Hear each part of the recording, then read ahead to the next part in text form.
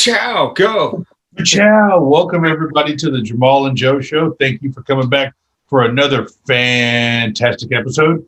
And we're going to go ahead and get rolling, man. How was your week? Super duper. Thanks for asking. Yeah, mine was good. It was really good. My little one started Taekwondo this week. Taekwondo, yeah. Some serious kung fu action. So we're pretty excited about it. They've had a couple lessons. They've had 2 lessons so far, and they got their uniform today, and so they're officially white belts. And they were learning how to punch and kick today, so that was kind of cool. So both of your kiddos? Yeah, both of them. Yeah. Nice. Okay. And are they in the same class then to start out? Yeah. So it's the oldest kid in the class, I think, is 14, and the youngest kid in the class is like 5. And there's only 6 kids in the class because that's all they can have. Mm-hmm. But yeah, so they started this week, and they got their uniforms today, and I got a cute little picture of them in their uniforms and their masks, and they're off and rolling. So it's kind of cool because their 2 older cousins are black belts at the same studio. No. So their 2 older girl cousins, or twins, are black belts at the same studio. So when you walk in, their black belts are on the wall. Wow. And I was like, look at that. And they were like, oh, our cousins. I'm like, yeah, they're black belts. So are they in the same classes together with all of them as well? Like a big family? No. But when they are home from college, they'll come in and help because they're instructors there during the summertime and during breaks and stuff. Got you. Nice. So yeah. Right on. So all the little ones in the family have been learning Taekwondo, and so once they're through, that all the cousins on this side of the family in Charlotte will know Taekwondo. Wow, that's quite a theme in the family back there. Yep. Pretty cool. Like sparring matches during family get-togethers. I mean, something like that will probably occur. So that's been going on here, and working from home, and I almost went into the office one day this week, and then I didn't. So working from home, yeah, it's good. Just wait until I get the vaccine. That I can feel like I can get out a little more than I have over the last 10, 11 months, looking at, these walls here that I can see around me, and, the occasional thing that we might go out and do. We try to be pretty smart about what we do and where we go and who we're around. So, Yeah, I mean, so as far as I understand it, the vaccine is only for people like 16 and older. That is correct. They have not come up with the vaccine for children yet. And I assume like everybody is of the mindset, at least from, again, just as I'm picking it up, that once everybody is vaccinated, whatever that means, I mean, it's just off to the races again. And what I don't quite get is that how would it be reasonable to still open up schools if you can't vaccinate kids? Our schools are closed through the middle of February. That's like a few weeks away. I mean, okay. Yeah. So they were supposed to go back this coming Monday, day after tomorrow. That's what I don't understand. What has changed so much to be able to make that okay? Because like the thing here is like they're making a big push to vaccinate all the educators ahead of even senior citizens, which, again, I don't quite get because we're already shut down school-wise. That seems to be trying to make a push to reopen the schools, is what it seems like. I mean, if I'm wrong in that, then okay, that's great. But if the push is educators need to be vaccinated first and foremost, I'm not sure why that is, because, again, we don't have in-person classes anyway. So, but I know that there's a lot of school districts around here pushing for it. So, but I don't understand how you can justify doing that before you have a vaccination for kids. I think that really varies from state to state, because back here, our governor and our school board have kind of been kicking the can in 2 to 3 week increments. For when the kids are supposed to go back to school. So they were supposed to go back right before Christmas, right after Thanksgiving, and then they didn't. And then they were out for school for break, and then they were supposed to go back on the 4th, and then they didn't. They kicked it down for 2 weeks, and then they were supposed to go back tomorrow, and they kicked it to mid-February. So they haven't made the push, at least here, to move the educators to the beginning of the line. But when they were going to school, my kids were only going 2 days a week, and then they were remote 3 days a week. Right. So they were going on Thursday, Fridays, and then they were home Monday, Tuesday, Wednesday. So I think it just depends on the jurisdiction you're in as to. Even that, I don't quite understand as logical. I mean, if it's not safe to be there, then it's not safe to be there. Why is it safe to be there 1 day a week, 2 days a week, 5 days a week? Well, when our kids were going to school 2 days a week, it was when the numbers were way down in North Carolina. Like the numbers were way down. And then Thanksgiving hit and the numbers spiked until they pulled the kids out of school. So they have a threshold for where the numbers are for if the kids can go back to school anytime, 1 or 2 days a week. It has to be under a certain threshold. Okay. Because again, it just seems like the idea is that now we're just living with this until, and some kind of meagerly getting along. I mean, all of this is so half-assed. It's just ridiculous. I mean, like nobody, everybody's trying to capitulate to one group or another and say that, oh, it's going to be okay, or man, and that's why this has drug on for as long as it has, in my opinion. Well, I think the problem is that it's jurisdictional, and it's you're giving people a choice, and it's like, nah, there should. I mean, I don't know that I'm quite going so far as to advocate like welding people into their buildings, like we heard about in China, because obviously that didn't work there either. It's still rocking and rolling in China too. So I don't know what measure of lockdown really works. I know whatever measure that we've been trying to do as a whole in this country is certainly not working. And I don't know. I mean, I guess it's easy to armchair quarterback and say, this is what you should have done. But that's why they have all these plans from all the professional people that say this is what you should have done. And we did set staggered excuse me, half-hearted lockdowns to begin with. I mean, for like seriously, for like 2 weeks, like the skies were quiet. There was no airplanes. Like, it was almost like actual lockdown. Right. Yeah, it sure was. But like there was no follow-up to that, and there was no, and then people were basically like, felt like there's no light at the end of the tunnel. So it's just like, well, this is what we're living with, and we're just going to do it.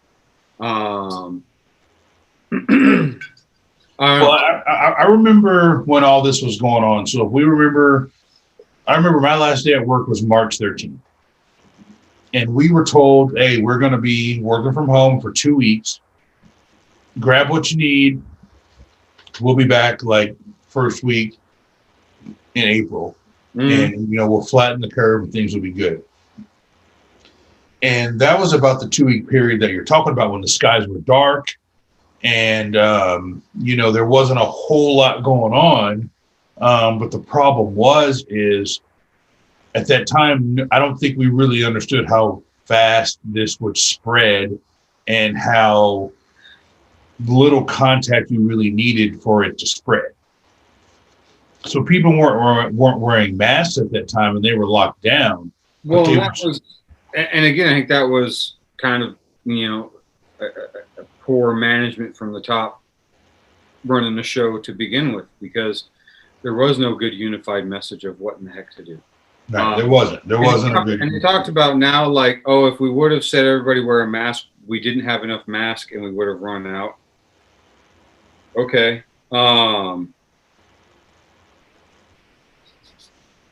But I don't know. I mean, we never did things like whatever it was, enact the strategic, like something like the strategic stockpile or the strategic. It's like a strategic manufacturing command. Right. Yeah, which could have been done easily. And it was not. If Yeah, is that accurate? Well, no, it's accurate. But you got to remember at the very beginning of this, the Trump administration wanted to open up the country for Easter. Remember that? They were like, people need to get back into church. Oh, there's just one bad move after another. But, right. So the thought from them was that we could never really have a lockdown to begin with. Because if you think about when Easter was, that was like 4 or 5 weeks into the pandemic. I mean, wasn't Easter like middle of April? Sure. Right. Well, you should know that more than me. So yeah. And then the next thing was they wanted to get all the country open by Memorial Day. So I'm saying there was always like this push of like these arbitrary dates that like right. The dates were centered around economic themes, right? Yeah. Memorial Day, right? So it was Easter, Memorial Day, 4th of July. It was centered around economic themes instead of what the scientists were saying is, you've got to make sure that this virus has worked its course, and it's not going to work its course for a long time. And what we're seeing now is, and I'm no scientist by any stretch, but the more you're around a lot of people, the more chances you're giving yourself to get the virus. And so now, and also the circumstances that you're around those folks, and that's what I've been trying to parse out in my own mind of, what's reasonable and what ain't, as far as in a closed environment with a closed ventilated system, you can appreciate that one person is breathing, everybody else is there. You just are. And I mean, that could happen in your local grocery store. I mean, I've known some people who are supposed to wear masks and do the whole distancing thing. And I don't know if they do the capacity limits anymore. They do in our state. Or like the directional aisles, Nobody really follows that though, but they have signs up, but I don't think people follow it. Well, I know they don't follow it. Mm-hmm. So, and again, there was never, like, I honestly thought, I think I mentioned this before, that I really thought that, like, when this thing first kicked off, like, that was going to be Trump's big pivot. I can talk about how I thought about this thing got here in the first place and his efforts or lack thereof to encourage that development. But once it was here and it was a big mess, which again, I believe he was like completely responsible for. I mean, the decisions that were made from the very first people that entered this country in California, they were coming back on a cruise ship, I believe. Mm-hmm. And we let them all off the ship and into the world. Yep. That is absolutely what they did, like in Outbreak or some shit. I mean, like in every bad movie, that is the scene. And you're like, even in that movie, they go, oh, bleep, bleep, and I mean, the whole system's going off and everybody's trying to make that but it was like, that wasn't even the first step. I mean, obviously the first step of dismantling our whole overseas service to try to fight it over there before it gets here in the first place. That was a big step to making this happen. So, this is just my opinion from witnessing these events myself. The incompetence level to make this happen is so high that you're giving such a benefit of the doubt at that point, in my opinion, to the people involved to say that's just incompetence, similar to the events of the last week or so. Right. That's not incompetent. No, I argue that it is more reasonable to say that there was an actual, plan being carried out and we were watching it being carried out. I think that argument holds more weight than oops. So those events, like I say, starting with disbanding the whole overseas, I don't know if it was CDC or whoever it was, are part of it. That was literally like in China. I mean, well, remember we had a pandemic team. We had a whole pandemic plan. Those are the people I'm talking about. Yeah, and that was disbanded 2 years ago. In 2000, well, 2018, right? Yeah, 2018. Yeah, that's what I'm saying. Those are the folks I'm talking about. So I mean, that right. to me was probably step one of this. And then, you know, once that cruise ship full of people got here, letting it even get here was. It docked in San Francisco. Is that right? Is that where it docked? Frisco, San Diego, one of the sands. Right. But that it even docked was remarkable. Mm-hmm. Honestly, that it wasn't just left out at sea for a little bit and then dealt with out there, which is probably what the guidebook, the playbook called for. And then we sent in people that were like not pro biohazard people, and then they just let everybody off. And you're like, right, oh, cripes. And then they just went back to their homes and spread it everywhere else. That is beyond negligence. It's incompetent. No way. We rely. My case is that we rely on our government to have in place a system, one, to prevent it from even getting to that point, but two, if it does, to deal with it better than that. That is so beyond incompetence, and similar like the events of 10 days ago or so. That wasn't just oops. And I think we're finding out many parts of that recently over the last few days. Every day we're finding out more stuff. Every day they're busting more and more of the people that were there. Which can we? I know we're shifting gears massively here. Did you want to go any more on the Rona? Because I can talk about either. Whatever. I mean, at this point, it is what it is. I would like to say I fight against using that phrase because it feels like a give up. You know what I mean? I'm just whenever that phrase is used, at least in my experience, when it's been used to me, that's there's like I got nothing. You know what I mean? No, I got something. I have a hard time. I have a hard time believing that group of folks who's in charge was competent enough to pull off something like that on purpose. I can't give them that much credit, and I could be dead wrong, but I have a hard time believing in 2018 they started a plan in motion to do what happened, and they did it on purpose. I think that's putting too fine a point on it. I think it was the overriding theme of their day was if at any opportunity you can throw a wrench in something, you throw a wrench in something at every given point. Because again, I view this all as our president is wholly owned by a foreign entity, and that is not a hostile foreign entity. Mm-hmm. So I believe that all of every move that he made was to our misfortune as an American people and as a country and as our national security at every single turn. And when they at first dismantled the team of pandemic team back in the day, I don't think they said, okay, in exactly 10 months or whatever, we're going to have this. I don't know. I don't think that. They just go, hey, let's get rid of this. At every part of our infrastructure, whether it's roads and highway, but at every chance to dismantle what we've built over the last 40 or 50 years. If you look at what we've built since the Cold War began and put a checklist on what our adversaries from the Cold War, if they had a Christmas list of what they could take apart from us, it's every single one of these things. Mm-hmm. It's just staggering. So to me, you're giving folks an awful lot of benefit of the doubt.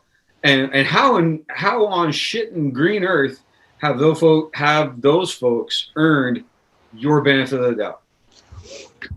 I don't think they've earned my benefit of the doubt. I just don't think they're as competent enough to pull it off. The people calling their shots are. Because the thing is you don't think okay, I know, again, thought experiment time, and I know that it's just tinfoil hat kooky Joe time. But it's just suppose ye old Vladimir Putin, who was the head of the KGB before it went away, and then he took over the entire Soviet Union. Mm-hmm.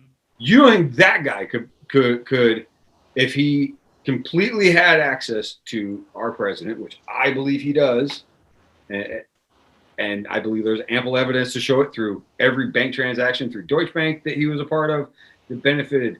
I mean, he's just nothing but money laundering.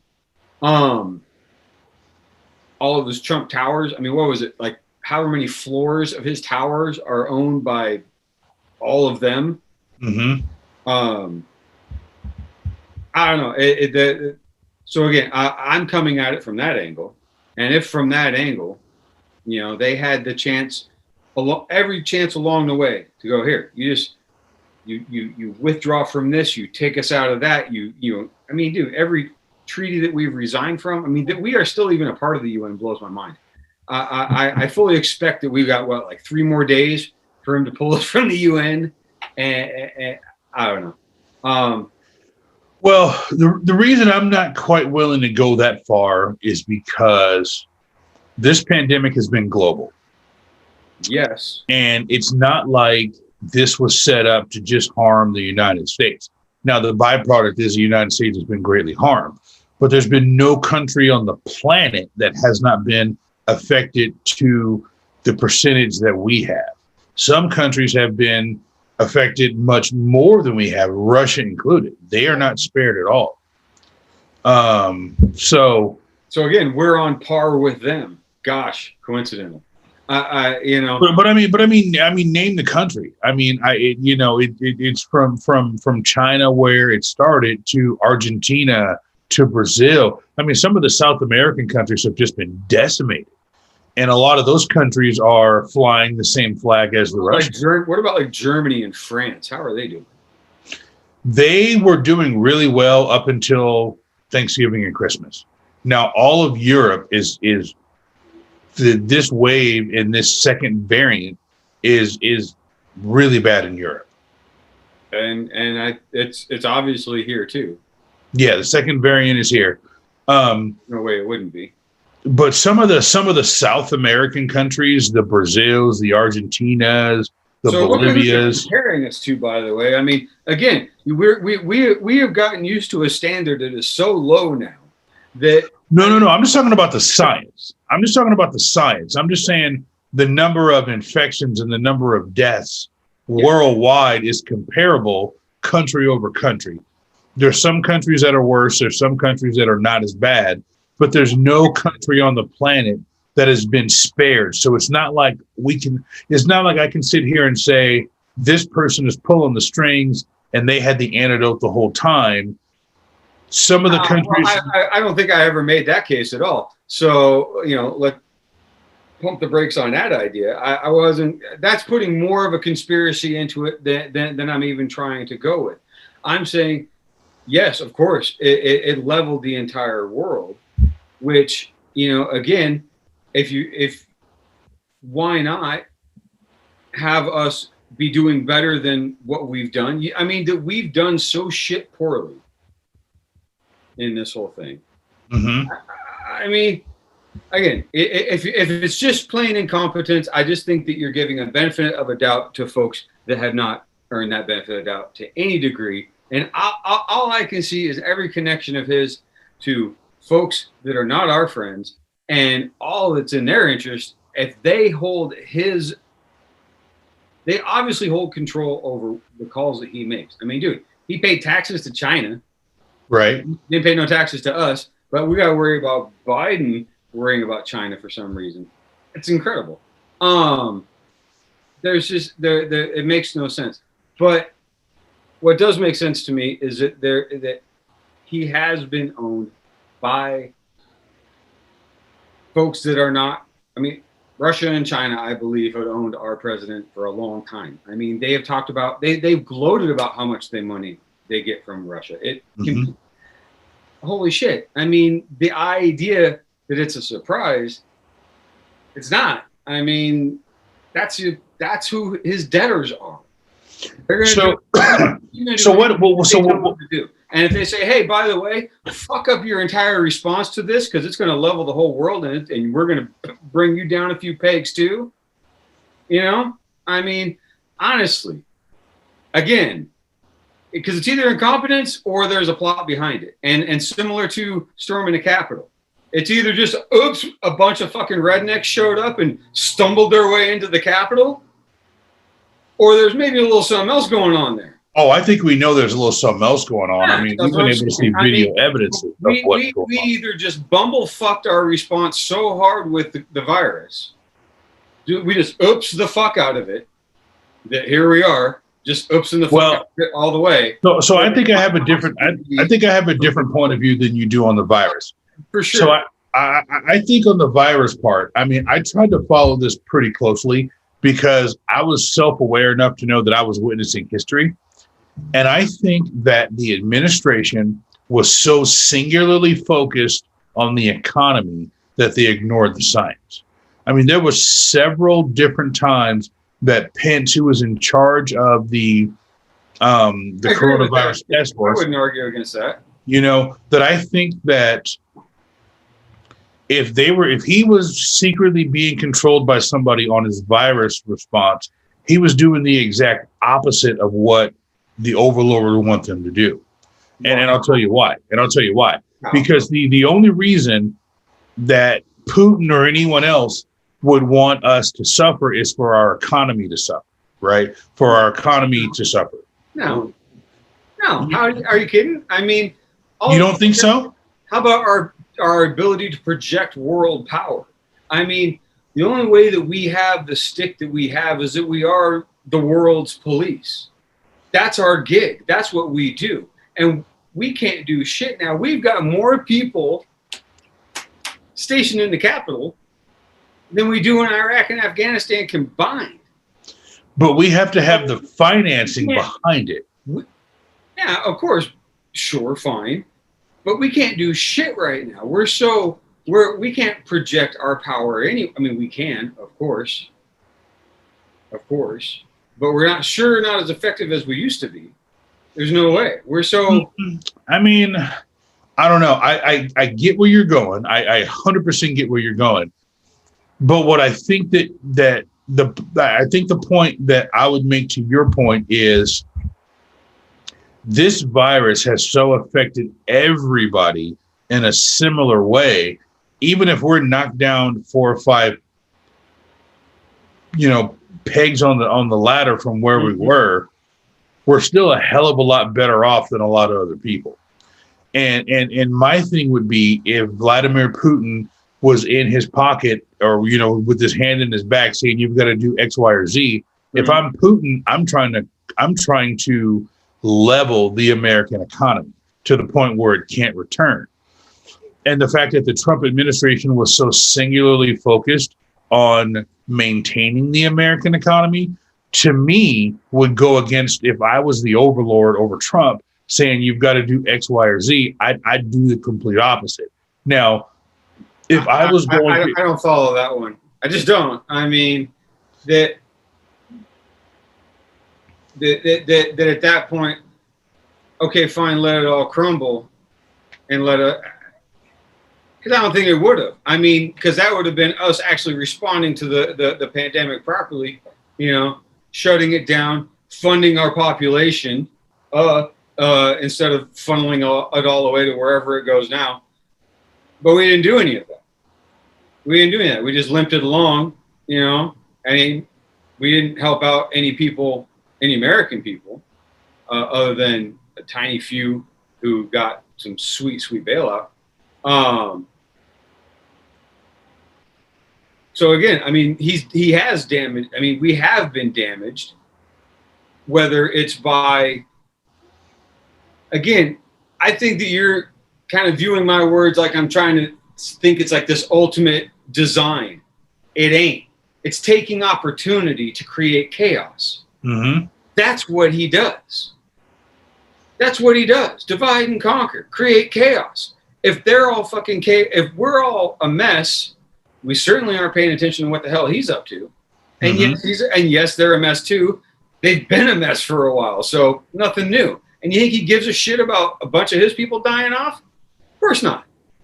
You think he gives two fucks? Come on, man. Right? Yeah. If this has got to burn through some folks, and you know that Daddy Pooty Poots got his shot, or if he doesn't, he's living way, way off in the dacha. Mm-hmm. And nobody's coming close to coughing on him. Mm-hmm. And he's living the good life still. So how does his plan change in 4 days then? He can wait it out. I mean, what's that? How does it change in 4 days? Yeah. I don't know. Well, I mean, okay, before I answer that, what happens in the next 4 days? To be completely honest, I am going to make a bold prediction that the president is not going to do anything crazy in the next 4 days, because I believe at the first time he does something crazy, Pence is going to pull the 25th Amendment out. I think he's on that short a leash that if he tries to do anything, they're going to yank power away from him. Because I don't agree with Pence. Like I said on the last show, I don't agree with him at all. His politics are completely different than mine. Mm-hmm. But I do believe that he believes in this country, which is, to me, and again, I might be naive. Mm-hmm. I don't know if Trump believes in it, but I do believe Pence believes in it. And I think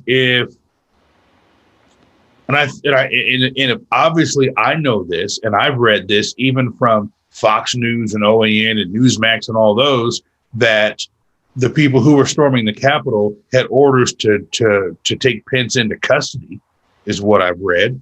So if I've read that, I'm sure he's read that. And if Trump tries to do anything crazy in the next 4 days, Pence can pull the plug on him at any minute. He can pull the plug on him right now with the 25th Amendment. And I think if Trump tries to do something crazy between now and the 20th, he's going to pull the plug on him. That's what I believe. And again, it might be Pollyanna and it might be naive, but I don't believe they're going to allow him to do anything. Basically, since this has happened, you haven't heard from the guy other than his two little speeches, and everything continuity of government has gone through Pence and has gone through the Department of Defense, the Department of State, has all gone through him. You haven't heard from the president on anything presidential. It's all been those other people. Well, because, I mean, that's the thing, is that maybe now, whatever fuse has already been lit has been lit as much as it's going to be. The idea that there would be, because I still think that was their shot. Right. And they missed it. Right. And now it's just whatever shitstorm can be caused by the people that are already stirred up. I mean, if those people, he has obviously no responsibility for that at all, of course. If Pence is running the show, steering the boat from here on out, okay, great. I guess he can really turn that other cheek. I don't know, good on him. I don't know, that's crazy. Send a violent mob after me, and I go, well, you do that one more time. Right. I mean, because you don't go in there with zip ties, handcuffed zip ties. They got that guy, I believe, right? No, yeah, they got him. They got his mom. What's with all these dudes and their moms, by the way? I don't know, man. Here's the deal. Anyway. How long do these guys just start singing like canaries? How long? Well, haven't they all posted about it and stuff? I mean, it's not like they're hiding it. I mean, no. But I mean, how long until like the FBI starts getting confessions about the people who were involved at a higher level? Because they're saying that there's Congress people involved and congressional staff. I mean, dude, they talked about people giving tours the day before. Right. Like at Congress people giving tours. Let me be clear about what I just said. Talking about the day before the insurrection, there were Congress people on video giving tours to insurrectionists, future insurrectionists. Correct. Letting them perhaps scout, plot, and plan. Correct. So again, if you were building your case, that could certainly be part of it. that somebody pointed out about like that guy, the zip tie guy and his mom. Apparently, the wording on one of the indictments or whatever, it was conspiracy with persons known and unknown. Mm-hmm. So that part was kind of interesting, as far as because again, maybe that was alluding to what you were just talking about of who they were coordinating with. So yeah. I mean, once one person flips and starts singing, well, because here's the thing. They're not going to formally charge anybody until after the 20th with any significant crimes. Because if they want to risk a pardon. Yeah, because if they charge them now, they could get pardoned. So none of this is going to start kicking off in any kind of big way until the 21st. Because if they were to charge somebody, let's say they found the guy who hit the police officer with the fire extinguisher and killed him, right? Didn't they say that guy was a firefighter? I believe so, which is just ironic. I mean, so let's say they charged him with murder. He could then get pardoned the same day. Right. So if they don't charge him, he can't get pardoned. And the crimes that they're charging people with right now are placeholder crimes. I mean, you remember this from working at the law firm. You get charged with a PCS, and then it comes back from the grand jury an 8-count indictment for delivery of a controlled substance within 1,000 feet of a school. Oh, this got serious. You know what I'm saying? Am I wrong?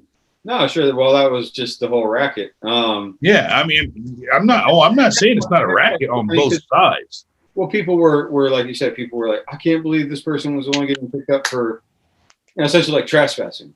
Right. And you're like, well, give it a minute. But then the trespass turns into a Berg 1. Well, this one might be turning into a lot more than that. I'm just saying, there's a cop that's dead. And from my 47 years on this earth, I've learned that if a cop dies, heads roll. Right? Well, you would think. But they're finding out how many cops were involved, were on the other side. Which is ironic because there's going to be a lot of people charged with the murder of that officer, and the attempted murder and the attempted kidnapping of a lot of people. And, I did read something that was on the FBI's website, and that one of their spokesmen gave a statement, said that there's the government's position from the incoming attorney general that there's going to be no plea bargains offered, that everyone charged is going to go to trial. So, I already mentioned, if they go to trial in DC, yeah. I mean, DC is darker than my sweatshirt. You know what I mean? The juries, we just, if they put that on C-SPAN, dude, C-SPAN will get like ratings like. Right.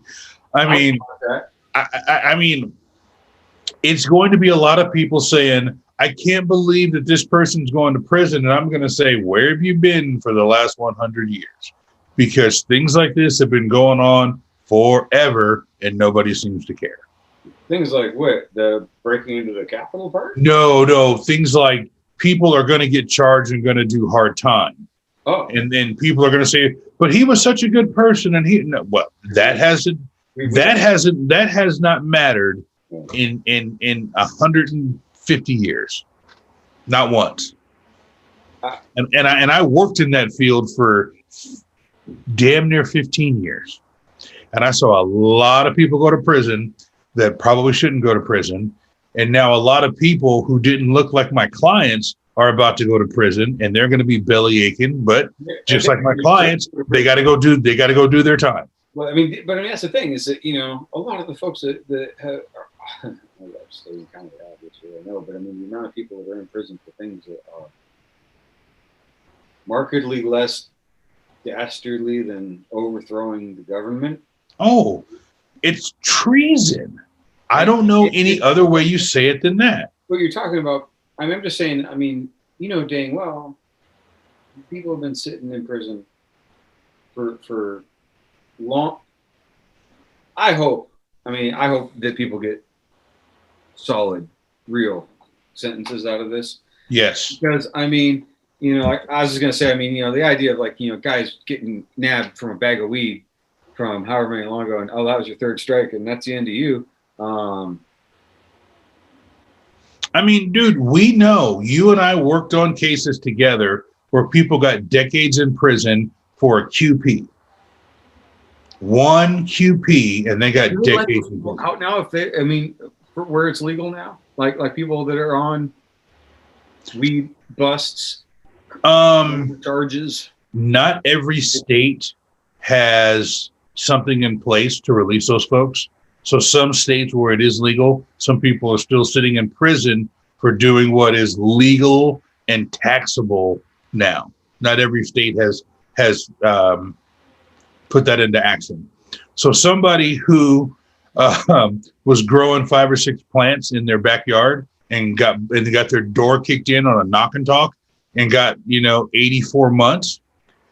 There's somebody that has more plants in their backyard right now and is paying taxes on it, and it's legal. And anybody watching this can come at me because I'm not going to say names. Somebody ought to work. No, here's the deal. Yeah. You can come at me because I'm not going to say names on the podcast, but I still remember my old clients' names who did decades in prison for very small amounts of marijuana, and are more than likely still in the Oregon State Penitentiary system. And I could move back to Portland right now and grow 12 plants in my backyard and pay taxes, and it's all good. So I mean, I'll leave that one right there. That's not rectified.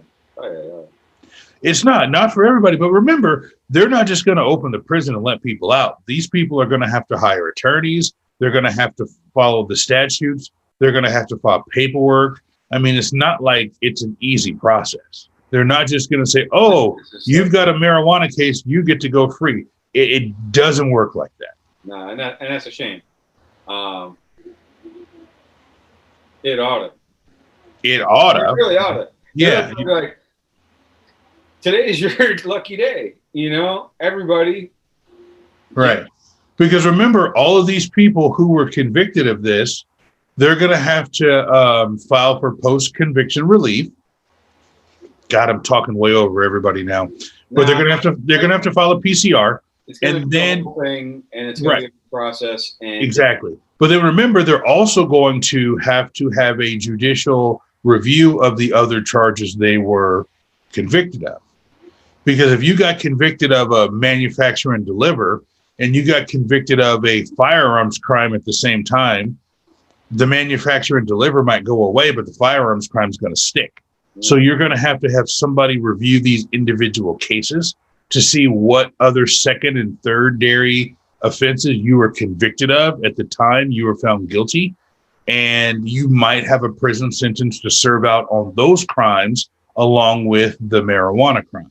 Right. So, I mean, there's a lot that goes into it. There's a lot that goes into it. No, for sure. I get that. Nevertheless. Yeah. That's a real motherfucker. Yeah. If that was, but that was the thing. I mean, if that was the third thing to put you in, they might look at the other two things of why that was the third thing. So, yeah, but I mean all this, all these ideas of reform. And here's a question for you. Where are you on just the slogan? And we can go into the ideas and whatnot. But the slogan of defund the police. What is that? That's a terrible slogan. Because I'm one of the few people who have looked up to what that means.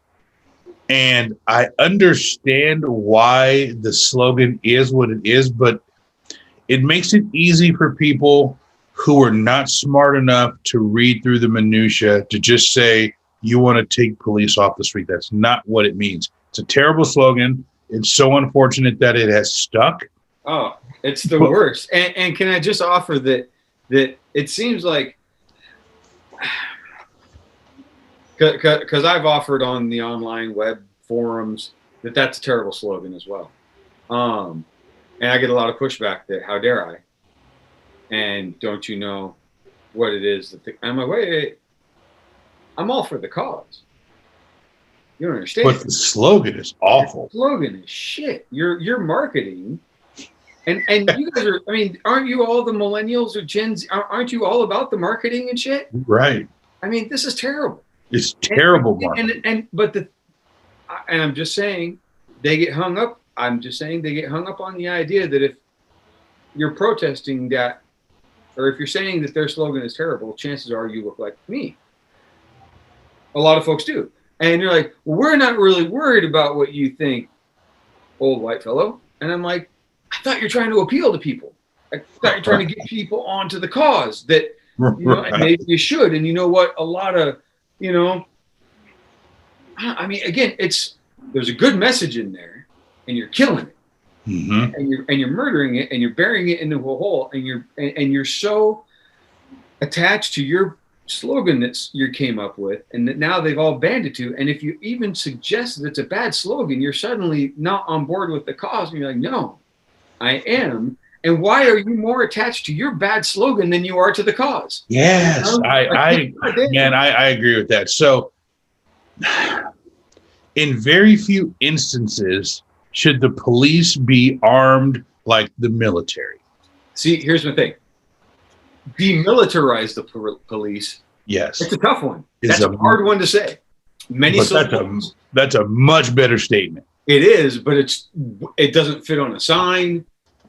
You get like people scrunching up the letters and shit. I mean, it just, it's what I'm advocating anyway. Right. And I think it's the right direction. But yeah, I just was curious because I hate that slogan because it's such a turnoff. You just immediately turn people off to your cause. And you're like, I thought you're trying to, you know. Now, if I walked up to somebody and said, I want to demilitarize the police. Yes. Somebody might say, okay, tell me more. Yeah. But if I say defund the police. Man, you'd be like, oh, you want to get rid of the cops. Yeah, it's demilitarize the police. Now, man, here's the deal. I get worked up over. They should have had militarized stuff, which was at the Capitol a week or so. Yeah, exactly. And they didn't have it. I mean, I get so worked up over this because I worked in the business, right? And I don't know how many times I've seen footage and read reports of these 6 a.m. police raids where they've got 4 armored vehicles going to knock on a crackhead's door.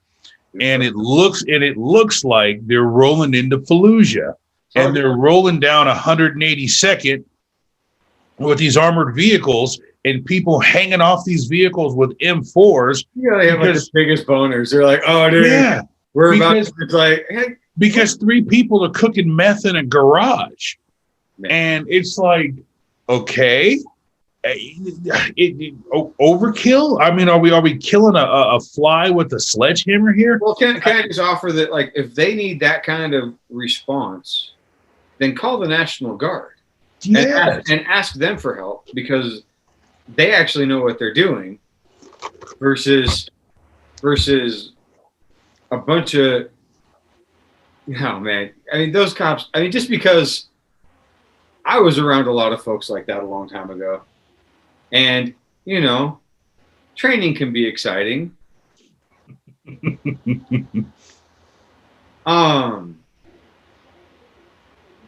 But I mean, there's a saying that, you know, when all you have is a hammer, you know, then every problem looks like a nail.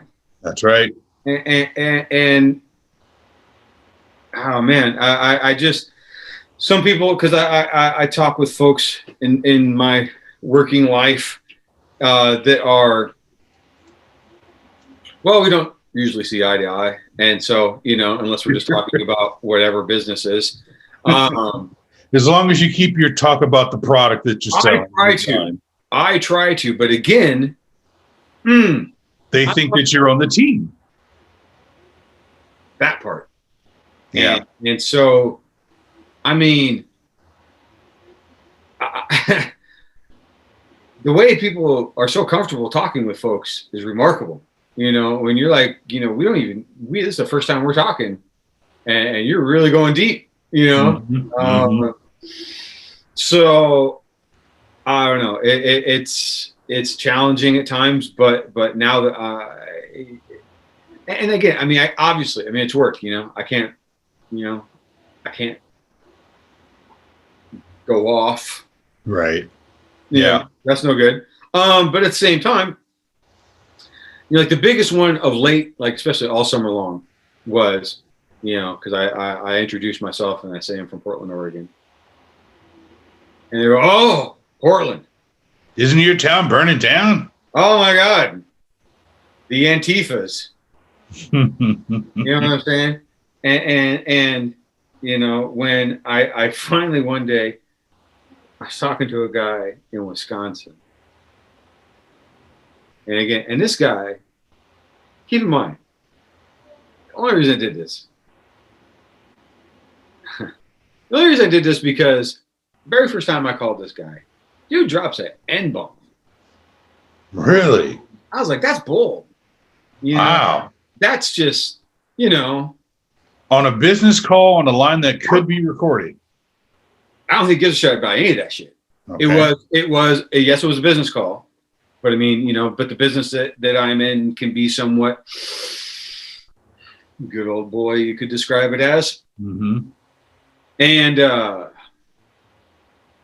we were just chatting it was a nice chat for a while, and again, I have a name that makes them go, oh, and then, it carries on from there. And so, anyway, I thought that was pretty bold and unpleasant, but nevertheless, it's business. What do you do? Mm-hmm. But every time since then, I've always been like, and the dude never buys anything. So there's that. And it's like, well, then double fuck you, because you're just, right. But, and so like I finally the other day, like I called him up and all I got was a message. I was hoping to ask him personally if he was storming the Capitol. But maybe since he didn't answer, he was. Right. That would be hilarious as shit. Because I know a lot of these guys, they talk big. They talk awful big. Mm-hmm. But again, these are the folks that are used to having their way with pretty much everything. Mm-hmm. They're towards the top of the food chain. As far as the economic food chain goes. Right. Well, not only the economic food chain, but the legal food chain as well. Legal food chain, food chain, all of the food chain. They kind of are enjoying the big fat part of it. And I think a lot of these folks have a wake-up call coming, because this is not like they can call up the lawyer down the street and the guy can get them out. You heard the comment of the one lawyer. No. You heard the comment of the one lawyer when he was giving the press conference, and he's representing the guy that was carrying the lectern down the street. And he says, "We're going to have a tough time because I'm no magician." And I'm like, he's like, they've got my client on video smiling, holding up the lectern. And basically he's saying there's not a lot I can do with that. I'm not a magician. But you know what? God dang it, though. If I'd have said that shit back in the day at work, that's why I got shit canned. So, there you go. Hey, I'm not a magician, guys. What do you want from me? Come on, man. Seriously. Like, I needed the like Charles Barkley. Come on, man. Right. Well, what's ironic about this whole thing is these guys all profess to hate Facebook and Twitter, but they all went to Facebook and Twitter and posted their selfies of them illegally inside the building. Yeah, well, let alone their phone is pinging like crazy. Oh yeah, of course. No, but I was just gonna say the one guy. Well, there wasn't one, but there was a handful of guys that looked like either cosplayers or they meant business. Right. And then there was everybody else. And those handful, I don't know how big of a handful that was. I don't know if it was 50 of them, 100 of them, a couple hundred, 1,000, whatever. Because there's 10,000 people there. There's right. There's probably more than the inauguration. So I mean, there was a lot of people there. And I mean, to have a group of operators, and I say that jokingly, but at the same time, not. That's what they freaking were. That's what. No, there were some people there that meant business. They had walkie-talkies, and they were on a mission. Well, that's what I'm saying. And like the retired lieutenant colonel guy, I mean, he was clearly part of running the show. I mean, he was directing traffic. Mm-hmm. You could see him. I mean, the picture of him pointing and, you know, I mean, dude, he's calling the shots and organizing the whole event of his operators. But then, like the one picture of zip tie guy that's jumping over the handrail, I think it was that picture, one of them. But I mean, he's got his phone like front center on his tactical, awesome bulletproof armor vest. Right. And he's got his face covered in a helmet and the whole thing and goggles. But he's got his phone. Mm-hmm. And you're like, dum-dum. Mm-hmm. What are you doing? Ping, ping, ping, ping, ping, ping. I mean, they showed a map. It was like an overhead map of the Capitol with like all these like red dots like all over it, showing all the pings of people's. Yeah. Well, no, I was reading the article, and the article was saying that it's made it a lot easier for the FBI because people were so eager to take selfies of themselves in front of various pieces of Capitol furniture and statues, and you know they're smiling and showing the pearly whites for the camera, and they're posting it on social media. I mean, and the minute they post it on social media, it is not their property anymore. Well, and let's go ahead and just keep in mind that they're in a pretty heavily, what usually is a pretty secure area. Anybody who goes near there is going to be on photographed anyway. Oh yeah, there's footage. You're mailing it into the FBI by going, well, here's me. Here's me. Like, hey. But now, what does that tell you? What does that tell you? That tells me. I mean, I know I'm being rhetorical here. Sorry, but it tells me they really believed that they were going to win. Yes. They were going to be successful, and then they were going to be pardoned, granted, you know, whatever asylum. Remember, I told you I got on that Trump mailing list. Yes. Around Election Day. I don't know how they got my email address or why, but I've never taken myself off the mailing list. So he was asking for all that money and was saying that he was going to use it for defense, to pay for lawyers of people who fought alongside of him. And he raised like $250 million. And now none of these people are getting their lawyers paid for. Zero.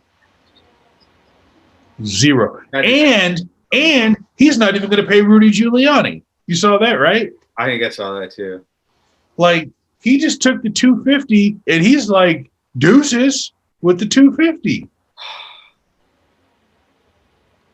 Right? He's taking the $250. And none of those people are going to, and well, none of those people are like, I saw a story today about, I mean, some lady took like a private jet from Texas to go there, like takes her selfie, you know, outside the busted window of the Capitol. And then they just picked her up. Right. Which is beautiful. Yeah. She's like, I'm just a normal person. I'm like, yeah. I'm just a normal person that takes a private jet anywhere. But they all think, you know, Trump's got their back, that he's one of them, and again, I mean, but that is, again, that's the disconnect. How do you possibly connect with somebody like that, or do you even try to, or do you even want to? Well, they wanted to believe in him so badly, right? They wanted to believe in him so badly. What is that so creepy? Why? I mean, is that like a daddy thing? I mean, is that no? I've told you what I think it is, right? I've told you what I think it is. I don't believe it's a race thing. I believe it's a class thing. It's these people, and I know I'm using a broad they, but they were afraid that they were going to be the first generation in their families that was going to lose their station on the run of life. About people, I mean, I get that some of his supporters, okay, fine, but I mean, a vast swath of his supporters, I mean, their station in life couldn't get much lower. But they don't see it that way. You and I looking at it, see it that you really should believe what I believe because you need some help, like I need some help. But they look at it in a different way. And like I said, living in the state that I live in, I talk to people, and there's some people who think that they're doing better than I am, and I'm like gainfully employed with a good job, and I'm a smart dude. And but you're talking about people who have been on top, proverbially on top for a long time, and now they're looking at people who are women and minorities who are getting in places where only their families have been. I don't. Some of these people, yes, but and that does not account for a lot of these people. They have nobody that is in any position of stature.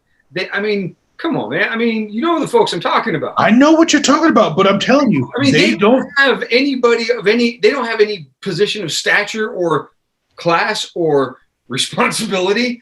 They don't see it that way. They don't see it that way. Well, they see the fucking moon as a piece of cheese. I can't fucking help that. I mean, what am I supposed to tell them? I'm just telling you. I'm just telling you. I live in a state. I live in a state that is much more money on a motherfucking Trump flag than they do on their grocery bill. Then I don't know what to say to somebody like that. And I'm just telling you, I live in a state where it is much more diverse in that way. I don't know if that's the right word for that, but I am much more likely to come across 50 Trump supporters in my daily activities than you are. Fair to say? No.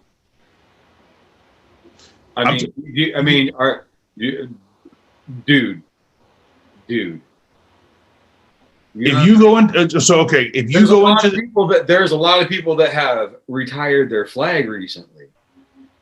If you go into downtown of your city, and I go into the downtown of my city, I don't see it. I will say this: you might be shocked. I mean, the amount of Confederate flags I see waving around here, which that is always like really confounded me. The Confederate flag in the state of Oregon. Because Oregon wasn't even a state at that time. No, but we applauded all those efforts, I think. Yeah, I mean that's just we have the most restrictive laws of all of that up until. No, I get it, but I mean, if you look at it, if you like, we were founded as like a white-only state, weren't we? I know, but if you went to school and you studied history, you would understand that there's no reason the Confederate flag should apply to Oregon because it wasn't a state. But I guess that's just me being literal. But I don't know. Anyways, continue. The dude with the Confederate flag in the Capitol was from like Virginia or some shit. Right. Which maybe that would make sense. He was further north. I know it was like someplace that didn't make sense. Maybe it was Delaware. He was from Delaware. Was it Delaware? I think it was Delaware. To me, it's all kind of the same back there. But sorry, Delaware. But it was someplace that didn't make sense. You're like, right. Oh my God. I mean, that's like almost like offensive. Like people in Delaware actually fought in that shit, right? I mean, yeah.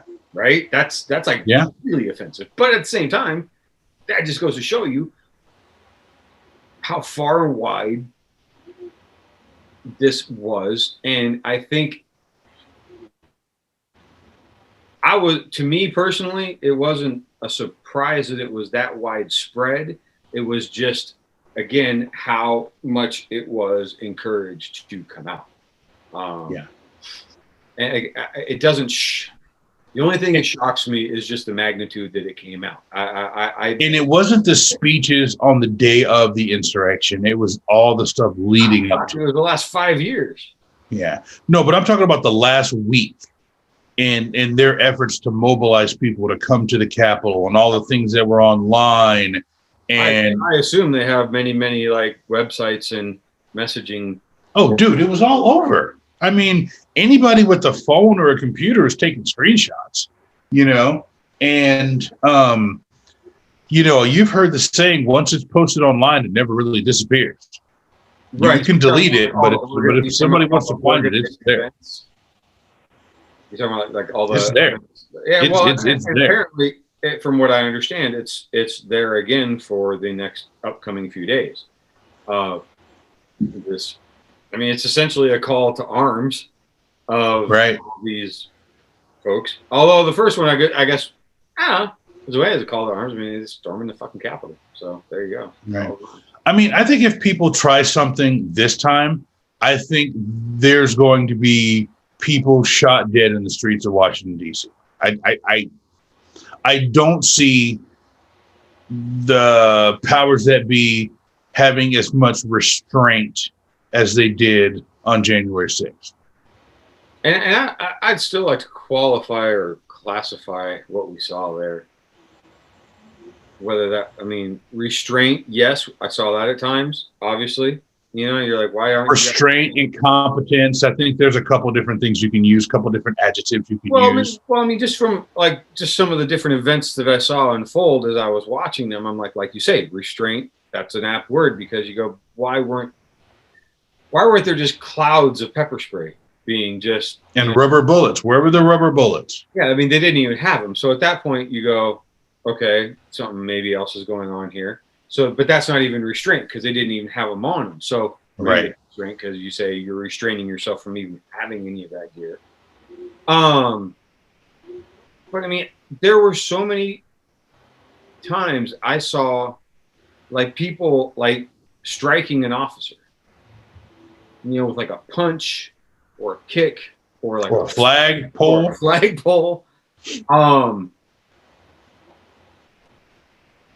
It'll be neat if they round them up specifically, because again, that restraint. And at that point, I mean, you know, once they got up the steps and like they started retreating, I mean, they were done.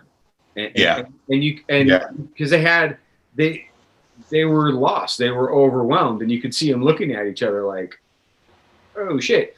And if I may, just because you might appreciate this, imagine way back to a parking lot of a record store that was entertaining a band come to town. This band was a band renowned amongst a community who liked to be rambunctious, who encouraged partying, who maybe even didn't like the law. And so this band came to our humble record store, and you and I were charged with somehow keeping an order of this unruly, unfit, dirty mess of people. So we stayed on the inside. Oh, man. And we locked the doors. And people were banging on the freaking doors. That's what I'm saying. And so, and at one point, our supervisor decides that, you know, hey, we need to go out there and calm these folks down. and you and I go, well, maybe not a good idea. Right? Yeah, probably not a good idea to open that door for any reason at all. This is a big double door, you know, of like a strip mall kind of building. Yes. That door comes open, people come flooding in. And I would say there's at least 100 people out there. Oh, if not more. Because, I mean, if you're watching this, think of it as a strip mall, like your normal strip mall, and these are big double doors. And this store we were in, the footprint was the entire block. So it probably went 40 feet to the right to the end and 40 feet to the left, to the right to the left. And there was people lined up on both sides. So, and they were at least 2 deep. And I would say 3 deep. I think it's a lot wider than 40 feet. I mean, it might have been maybe 40 yards. There were at least 2 deep and 3 deep in some areas. Oh, I'm going to go out on a limb and say there was more than 100 people. Yeah, and there were more than 2 or 3 deep. There was just the whole parking lot was just the people. We had a neat little cone system had been set up, but it got squished. Oh yeah. You saw some cones getting like tossed, you know, in the crowd. And again, these folks were ready for a party, and their favorite band, Slayer, had shown up, And thank God that glass was as strong as it was. Right. Until he said, no, let me out there. I'm going to go take care of it. Yeah. And we're like, all right, man. We let him out there. Yeah. And then closed the door behind him. Yes. Locked it again. Locked it. And he was just up against the glass. And there's just all these dirty people rocking out. They sure were.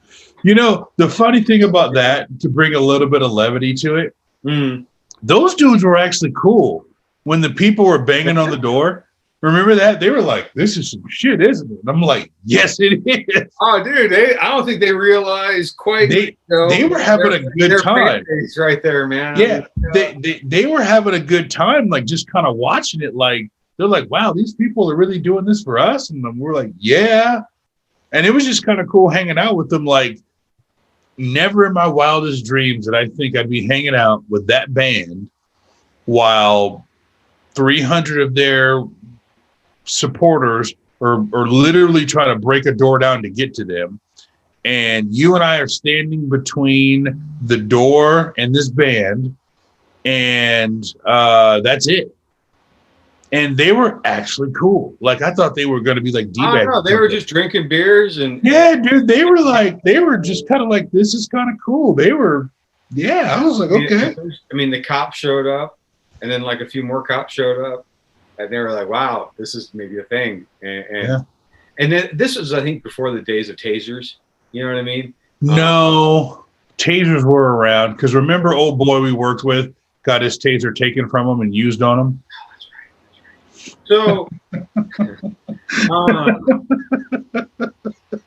you know, if you're going to carry that kind of thing, you know, you got to, that's part of the danger. That was hilarious. See, because that is the thing, you know, I mean, if you're going to step it up, you know, to that level, like, you know, then anybody that you're coming across sees that too. And then their response is going to be stepped up to that level. Yeah.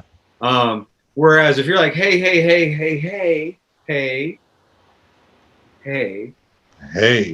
you know, empty-handed and talking, then like Mr. Want to buy a watch?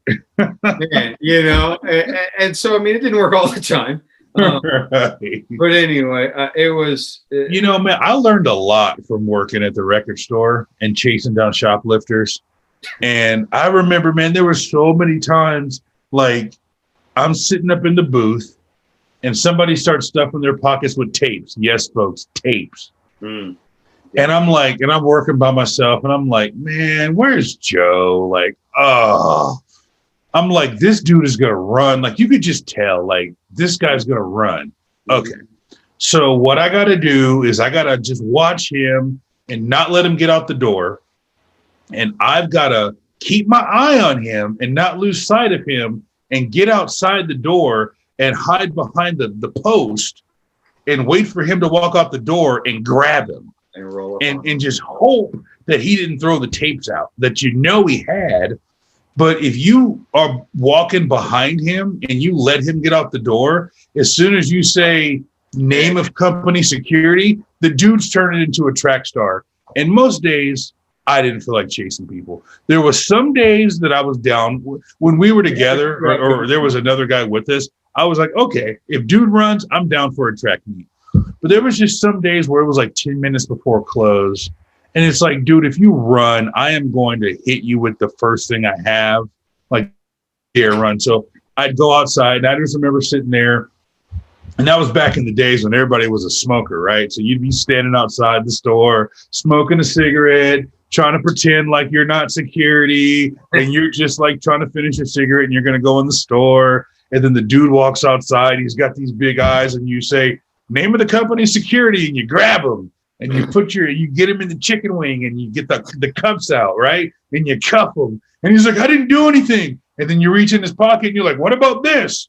Oh, I don't know how that got there. And then, you know, you take him back and you sit him down and you start processing him.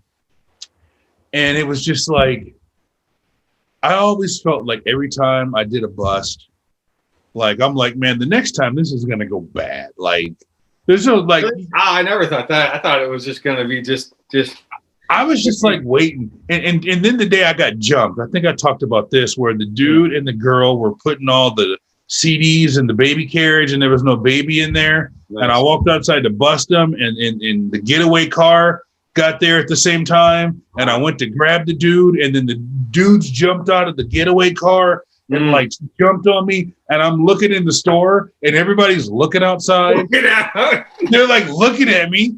I'm like laying on the ground and this dude's like hitting me, and I'm like swinging back and I'm kicking this guy, and I've got a hold of him by his shirt. He can't get away and his shirt's ripping. And then the car like takes off and everybody runs except for the guy that I'm holding. Oh shit. And like I don't even know if the guy I'm holding is the dude with the stuff. Not the same guy. And I've got like a death grip on his shirt, like all of his shirts, and it's like you can hear it ripping. And it wasn't until everybody like got in the car and it's just me and this guy. Then all of a sudden, everybody from the record store wanted to come out. Oh, let me help you. I'm like, where the hell were you 5 minutes ago when I'm getting kicked in the face by like 3 dudes and a girl, and you guys are just sitting there watching me? That happens. Oh, we got the license plate number. Well, thank you. See, they're trying to help. And I don't know, man. I think it was when I ended up with the concussion when I ran into that car. One damn fault.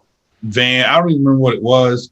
I think it was at that point that I was like, I got to do something else, man. Like, it's only a matter of time before somebody pulls a gun or a knife on us, and man, things get real. You know, I mean, I will say, like when I was at the mall, it wasn't like it was any worse, because I mean, the record store was just. The record store was hood, man. It was good. Call it what it is. I mean, because the mall was some shit. I gotta say. I mean, yeah, the mall was some stuff. Because even like the park across the street from the mall, like the cops like talk about like they wouldn't even go in it sometimes. You know, people would just get jacked like in the park. You know, middle of the daytime. But it you know. Like you say, it's definitely a young person's game. Oh yeah, it's definitely a young person's game. I mean, I was just, you know, honestly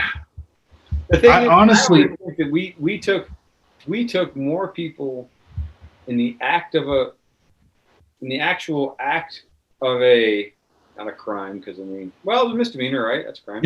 There were some people that we charged with felonies. That is true. But even misdemeanor is a crime, right? That's okay. Yeah. So there you go. Than any cop, because to me, a cop at most sees you speeding. That's an infraction. At most, they pick up somebody on a warrant from that, but they didn't see the thing that led to that warrant. The actual crime, right? Yeah, the only thing you're witnessing, the crime you're witnessing, is you violated your warrant, you know, or you got picked up on your warrant. So, okay, neat. Or you got an infraction, you know, and unless that develops into high speed excitement. Exactly. Another crime. Then you're like, okay, now you got me. Kind of. Man. Because I'm just saying, all I'm saying is that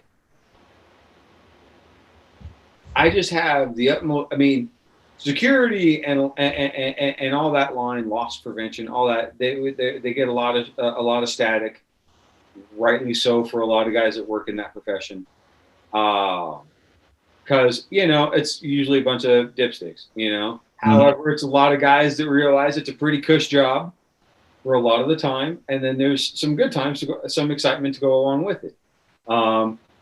And then you realize it's also a pretty short-lived gig, because you're pretty much set up doomed to fail before too long. Oh yeah. You're either going to get involved in a perceived bad bust, or you're going to get shanked, or something. Well, I mean, you can violate your company's policy on anything you do, really. Right. Because technically, you're not supposed to touch anybody. But then, how do you get somebody to come back if you don't take them into custody? You know? Right. And by grabbing them and then putting handcuffs on them if you need to. But a lot of times you didn't even need to do that. You know, you could just talk to them and they would come on back. And it was a lot of times kind of chill. a lot of times.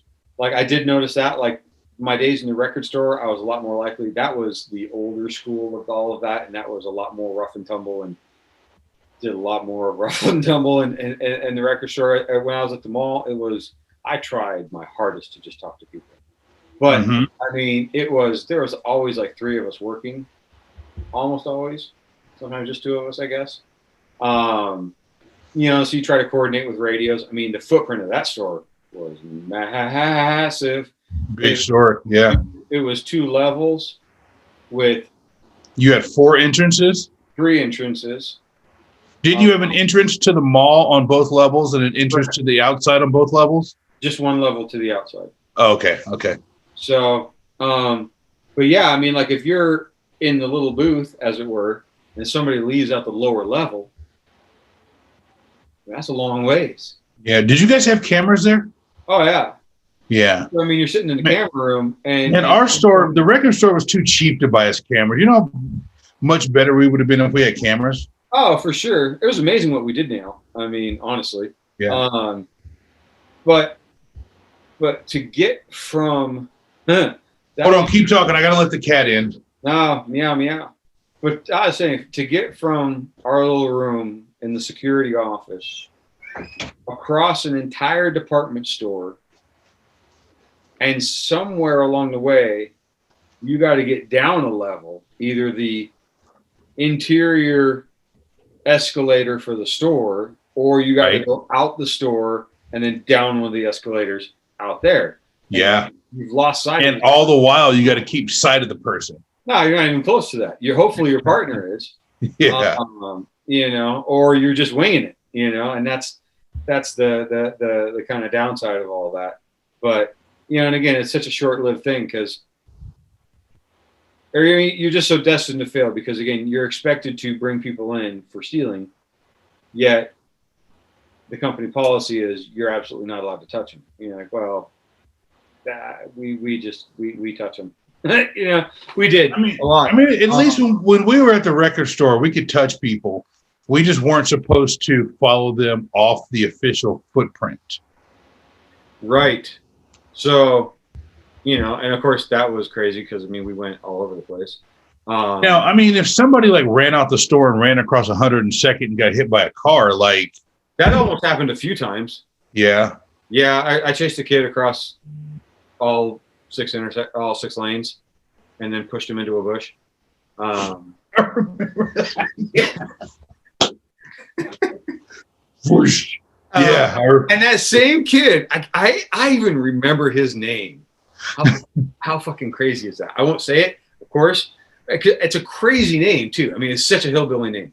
But but that very same kid, I shit you effing not, going back to the Slayer visit. Yeah. While I'm standing there, towards the end of the event, things have kind of calmed down. The people are being somewhat orderly because now is the time they get to come and meet Slayer. They get to come. They have to actually stand in line, and suddenly those fuckers whoosh went right in line. You know, when it was like, "Hey assholes, Slayer's here. You want your shit signed?" Whoosh! They all went in line. And they were suddenly so orderly, and everybody's standing there having a good time. You know, there's a few cops outside that had been dealing with some folks that got a little out of hand. You know, and I'm standing there, and like I see like one person getting put into a cop car, you know, and they're struggling, they're fighting, you know, the cops fighting them, and finally he gets him in, and like the guy's like, oh, and all you see is the guy like fights back up, Slayer. Down he went. But I'm standing there, and lo and shit and behold, there's the kid to get something signed by Slayer. And I'm like, are you kidding me, kid? You ain't supposed to be here. Like, seriously, it was just earlier, a few weeks ago, that they get trash passed from the store for however long. Yeah. Or maybe forever, whatever. He's like, please, can I please let me get this shit signed by Slayer? And like literally Slayer is sitting right there. Right. I mean, come on, I can't be a big asshole about it. I'm like, okay, fine, you know, knock yourself out, but come on, you can't come back to the store. He's like, okay. And they're like, all right, kid, what do you got? And he pulls out his weed pipe. And there's a cop standing right there. And Slayer takes it and they sign it and they hand it back to him. And the cop's like, come here, you dumb son of a bitch. Oh. I mean, some people, how do you help a person? I don't know how you help a person like that. I don't know. I was trying. Yeah, man. The record store was some good times. I look back on those times and with fondness. And I look back on those times and I think about it nowadays. Somebody would have pulled a heater on us nowadays. You know what I mean? Like in the mall, I only came across one gun. Came across quite a few knives, I think. But nobody actually, I don't think. One guy, this is the one where I got fired. Because my partner decided to chase somebody. And I'm like, all right. So I got to go run after you now, too, because I can't. You can't leave your partner out, yeah. All right. So he runs off, and I'm like, fucker, okay, fine. Because he was like, this fucker got away from me the other day, right? Mm-hmm. And so he was like, fuck this. I'm gonna get him. And I'm like, okay. And so I go off running behind him. And we run through the mall and out into the parking lot, an underground parking lot. And when I get out there, I see him squared up, my partner and the guy. And as I'm jogging up, I see the guy reach back and go, fuck you, man, I got a knife. And I literally go, wrong answer. As I'm running up and go, bing! And I just gave him this part. The forearm shiver. But it was clean. Mm-hmm. I mean, it was hard. Mm-hmm. And he didn't see it coming at all. Right. Until I said, wrong answer. And he kind of was like, huh? And then boom. Oh. And I mean, it was like the reset button. He fell on the ground. And he was like 17, maybe 18. But he was... Mm-hmm. He was stocky, big guy. He was a solidly built kid. Yeah. And I was like, I hope I didn't kill him. And we handcuffed him, and he was kind of, mm-hmm. And we picked him up, and his mom came over, and I was like, oh fuck. And she was like, you dumb son of a bitch, and she slapped his ass again. I was like, oh, shit. You're like, mom's just went crazy on him. I was like, I thought mom was going to fucking, try to arrest me or something, right, for decking her kid. But she's like, how are you going to tell the security you got a knife? And I was like, did he have a knife? No, I don't think he did. Okay. But I don't care. Wrong answer. That's the wrong answer. You don't say that and drop your hand like that, and right. Unless you mean to go. And then, okay, fine. And I was already, like I said, all my running was taking me, I was like one step away when he said it. Like he just didn't see me at all. Mm-hmm. And I was like, this isn't really bravery. This is just opportunistic. And yeah, so we got fired. Pretty good stuff. Yeah. But I didn't have, that was about all, that was probably about the best outcome that could probably have had, considering. Dude, Life is Loss Prevention was wild, man. It was just wild. I mean, I look back at that and I'm like, why the hell did I take a job doing that? Like, because I didn't want to fucking go. Because I know, I saw what cashiers put up with and shit. Oh yeah. No, we had it much easier than people. I'd just be like, I'm gonna strangle you with your debit card. I remember one of the biggest busts I was in on. It was me and the other guy, and can we just talk about the other guy for a second? We hired him. Anyways, never mind. Okay, so all right. I'm sitting in the booth, and so for everybody watching this right now, think of a pretty big record store, right? Think of like a like a TJ Maxx or a Marshalls. You know how you walk We into can it? say it. They're fucking out of business, right? Yeah, we can say it, right? Yeah. Shit. Tower Records. Tower Records. They're out of Worked business. at Tower Records. And they had the whole, so like if you walk into a Marshalls is like really big. It was like the size of a Marshalls. That's where I worked at the mall, although they're still in business, so they must Yeah. back it. Anyway, Yeah. so it was a huge record store. So we had one booth. So you walk in there and you'd see a blacked out window on the wall, and you should have known, like, don't steal in front of the blacked out window because there's probably one or two people sitting behind the window. So much chaos in that store. Like, I mean, if you walked in and you weren't familiar with that store, I mean, that's like walking into like a casino. I mean, it's True. just, it's Yeah, like it's all true. just chaos and It's true. pure chaos and eye chaos. I mean, it's just crazy. And back in those days, you never wanted to be the third guy working because you had to stand on the damn ladder. You didn't get to sit down. You had to stand on the ladder. And let's just qualify, the booth is more like a little bird's nest. I mean, it was Oh, yeah. There was a little platform. with enough room for two chairs completely side by side to where like Jamal and I are sitting there.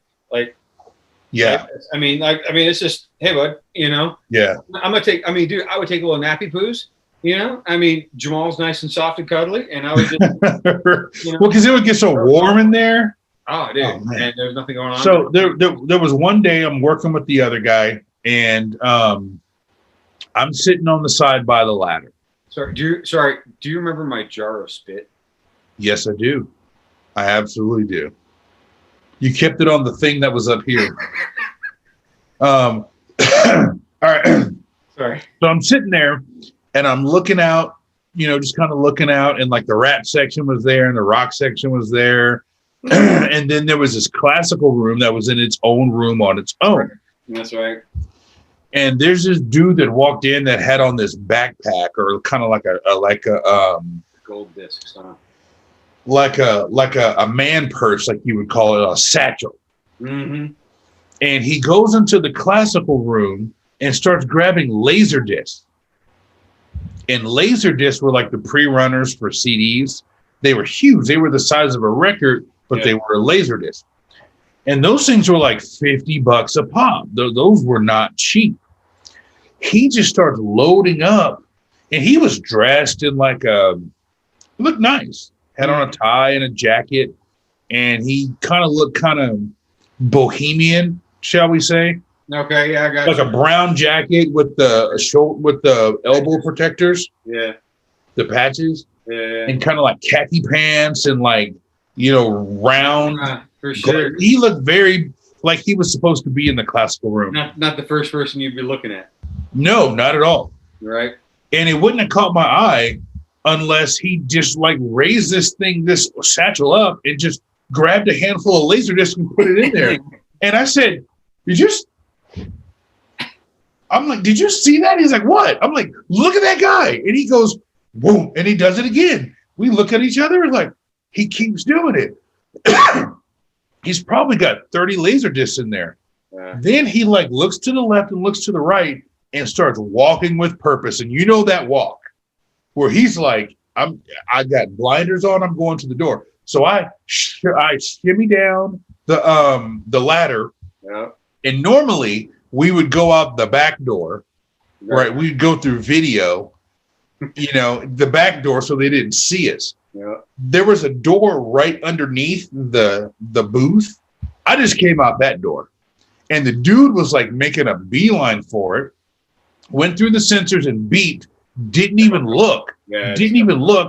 And I think he forgot where his car was because he turned to the left. And then when he turned to the right, he ran right into me. Oh, beauty. And I just bear hugged him, right? And I said, Tower Security. And I just bear hugged him. And he started squirming. And he was a little dude. And I'm hugging him like this. And I'm trying to get him to the door. And the other guy gets there and opens the door. And I bear hug walked this guy all the way back. Didn't even handcuff him. Just bear hugged him. Wow. And it ended up being like a $1,700 bust. Wow. And that was a theft one. That was a felony. Wow. And I mean, No, that was. yeah, that was the biggest one I had ever been, had ever been a part of was $1,700. And the cop got there. Cop's like, yeah, this is a felony, theft 1. Yeah, no, that's putting it together. Well done. No, that was crazy, man. Yeah, that was the biggest one I had ever been involved in as far as monetary wise goes. I don't remember what the dollar value is, but I mean, there's definitely some folks that really shot the moon. You know, I don't remember dollar wise so much. I just remember some of the, adventures of running through a drive-through or whatever. Getting on the max. Man, running barefoot through that parking lot, and then through another store. Yeah. And then, yeah. The ones that I felt bad about were when I caught like a kid stealing a porno from the bookstore. The one thing like I could never do was work like at a grocery store, because like people stealing food. Yeah. It's fucking brutal. I mean, it's one thing like when you see people like, I mean, and I've never worked at a grocery store, but I could just imagine. I mean, you load up on a bunch of steaks, and you're like, okay, you're just an asshole, and you're probably just like trying to sell steaks somewhere or whatever, which is lame, and I have no problem nailing that. But when it was, I mean, if it was like somebody like you could tell they're like fucking hungry and they're doing some food because they're fucking hungry. I mean, really, you're gonna go pounce on that guy? I mean, I know. Couldn't do it. I mean, that was the thing, because I mean, when it's like, oh, you're jacking, a record or a tape or whatever, or a CD. That's a fucking luxury. That's a frivolous thing that you don't need to do. Right. And so I can feel pretty okay about I think I know the answer to this. All right. Have you ever bought meat from somebody selling meat on the street? Dude, no, and I really wanted to. Yeah. Oh, somebody has some choice ribeyes or something? Nah, like there's a guy like where I go ride my bike. I mean, it's like out. I mean, it's like on the way to the mountain, and he always has a van out. It says elk. Boom, huge sign, elk, like jerky or whatever the shit. Mm-hmm. I'm like, that guy's there. Like, I mean, I've seen that guy there years and years. I've seen this same guy. Similar to folks that sell their eggs. Yeah. Maybe the elk thing is a little more of an adventure. I don't know. Have you bought roadside meat? Well, so no, I haven't. But I do remember living in Portland, and remember there used to be the MCRC. It was the restitution center. Oh, yeah. Sorry. Okay. Yeah. Yeah. So, and there was that Safeway that was right there by the restitution center. I remember going to see clients in the restitution center, and you'd have to walk down that kind of like mini Skid Row to get there.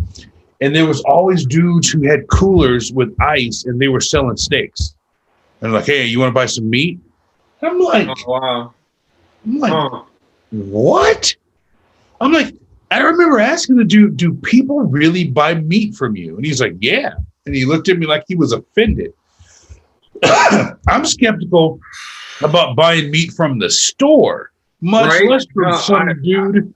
You know what I'm saying? Like, I don't buy meat from Walmart, much less from some dude who's got meat in a cooler who God knows how long it's been in this cooler. Dude. And he's trying to sell you meat? No, that is not the same thing as like what I'm talking about. I'm talking about like people that I think are like hunters and no. They're selling the kill. And it happens in Charlotte. There's homeless people that sell meat. They go and they steal meat. Yeah, for sure. And then they sell it out of a cooler. And I'm like, I get you.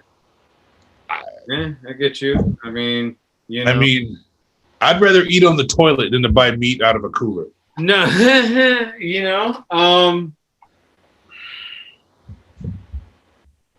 I mean, the guy selling elk, that's no different than a food truck to me, right? That's what I was gonna. Well, but is it? Because I don't think he's regulated at all. And I think. What are the food trucks? I don't think that they're licensed. I'm pretty sure. Maybe there are. Most of them. Some of them. Yeah. I know, like there was one I always go to by work. And I mean, that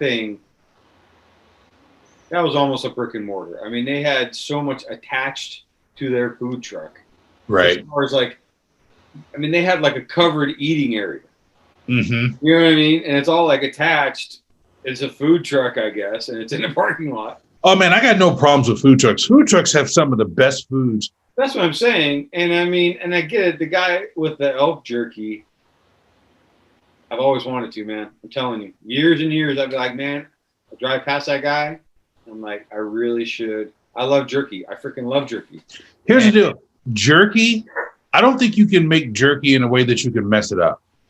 Right? It seems like that's like a totally like kind of preserved kind of a food kind of thing. Yeah. So I mean, it's like a raw steak, like a raw piece of meat. Dude, these guys would be selling. They would be selling steaks out of a cooler. I get it. I mean, like you said, I mean, it's straight up. They just jacked it from the meat section at freaking Safeway. So theoretically, just jacked. It could have been yesterday. Ideally, you know. I'm sure they. I mean, do they have like Yelp ratings and shit? I mean, Larry with his cooler on the corner of 6th and Taylor, his meat is legit and well priced, whereas Steve over on 9th and Salmon under the fucking bridge, that guy, yeah, you got to watch out for. Watch out for that. That'll make you sick. Yelp ratings, I'm telling you, they probably have their place. I wonder if there's that out there. I don't know. I do want to talk about Tent City. Oh, dude. I know you have a Tent City there.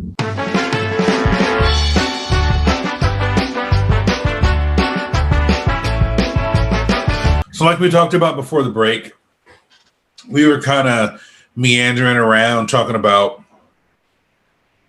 former lives as security guards and, busting shoplifters and such, and people selling meat on the streets.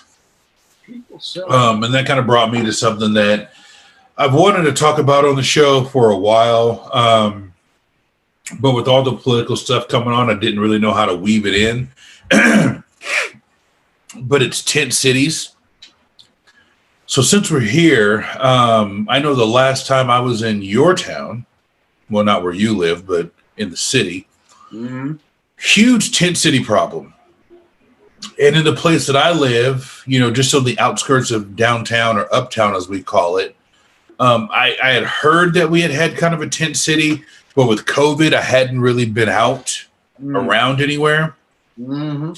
Until the other day, I got off the freeway and I kind of took the wrong turn to where I was trying to go. And then I had to kind of, how any downtown, any city is a lot of one-way streets. Sure. So when I kind of finally weaved my way back around to where I was going, I drove down. There's like this stretch of grass that's adjacent to the freeway. So the freeway's like up here and, we're down here. And there's this area that kind of runs kind of just adjacent and kind of under the freeway. And it's like 6 or 7 blocks. And it's just tent city on both sides. Yeah. And I was like, damn, okay. This is what everybody's been talking about tent city in Charlotte. And I'm like, wow. And I mean, people were like out there like legit with like fires and, just grilling and fires for heat and shopping carts. And it was like nothing I had seen before. And again, like we talked about earlier, I've been like pretty much in this house during quarantine. I haven't really ventured out too much. And if I have ventured out, I've been in the safety of my car. And I was in my car at this time, but I was astounded by what I saw about the amount of people living in tents. And I know you've got a huge problem there with tents, but it's a lot more widespread than just isolated to one area like I have here, right? I think so. I mean, yeah, for sure it is as far as widespread. And again, I don't live in that. I live out in the burbs now. So we're in another city entirely. And they take a different stance on it. And which I'm not exactly sure where the line is drawn, because it used to be they would use the sit-lie ordinances to enforce people on the sidewalk. But now those have been deemed unconstitutional, apparently, like a few years ago. So that has, I mean, I don't know what our city has is different than Portland as far as ordinances or laws that are somehow upheld and enforced that are still okay. I don't know, but we just don't have that same scenario here. In Portland, I mean, and it's not just in one little core part of anything. I mean, it's like everywhere there's green space, right? It's widespread. Other than like in the really nicest parts of town, they somehow still have enforcement of the laws that they need enforcing. Right. Now the thing, like I saw, like Laurelhurst Park is a big city park in the city of Portland. And it is in a neighborhood that is definitely, I mean, there are some really high-end homes right around that park. I'm very familiar with Laurelhurst Park. Yeah, no, I know you. I mean, just for all of our listeners, I mean, yeah, it's in a part of town that is definitely upper middle class and outright like ridiculous. I mean, there's some homes that are dude, fuck middle class. That is not middle class. My ass. Good point. Dude, there are estates there. Okay, fair point. And this is just in the middle of the city of Portland. This is like at the 33rd block. Yeah.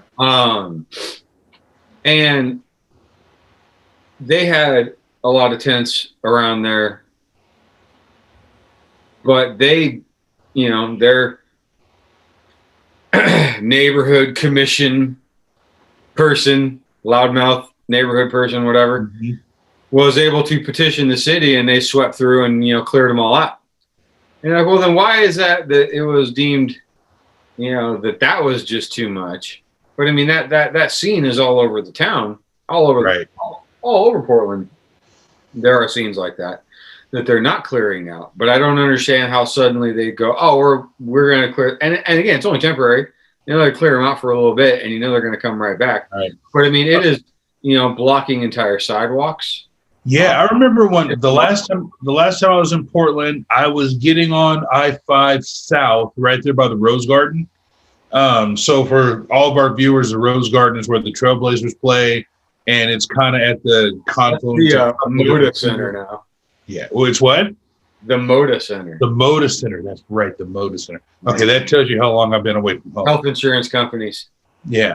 Anyways, I'm getting on the freeway right there. And all along the freeway, there's a fence that separates the freeway from, where people are walking. And it was like all the way down to the river was just tents and tents and tents and tents and tents and tents and tents. And everywhere you went when I was there, it was, I mean, just like pull up in the middle of a city block, there was just tents. Well, even before the Rona, I mean, the concerns of sanitation and health. I mean, right. Come on. I mean, we have straight up favelas here. I mean, really, like we do, like fucking in Rio, in Brazil. I mean, like where you're talking about Greeley exit off, right? So you go down and around. Yeah, down and around. Right, and then you go right by the rail yards. Yep. And you go down that low point before you go up Greeley Hill by where Adidas is, right? Exactly. That whole green area was nothing but, I mean, it was a favela. I mean, it was straight up. They had people, I mean, they were building up the hill. I mean, crazy. I assume the higher up the hill you went, the more valuable the property was. Right. But I mean, they have generators. They have plywood like walls. I mean, it's not like it's a temporary structure. These are, I mean, they're trying to be permanent structures. Like I said, they got plywood walls. They've got a roof of plywood as well with tarps. They've got, I mean, there's any building material store nearby is just pillaged and destroyed. And there's a big kind of like repurposing and reusing of building materials that is right near there. So, they just get just pillaged. Just hammered. Yeah. I mean, they just get pillaged and all that stuff that normal Portlanders pay ridiculous amounts of money for, like some old ass window that was taken out of some old home. Mm-hmm. Except you see that same wood frame leaded glass window in some fucking bum's like estate that blows my mind. And again, we literally suspended the fire and building codes. I mean, right. I know it's only in targeted areas, like, not for anybody that pays taxes. You still got to deal with a building code and fire code. Right. Yeah.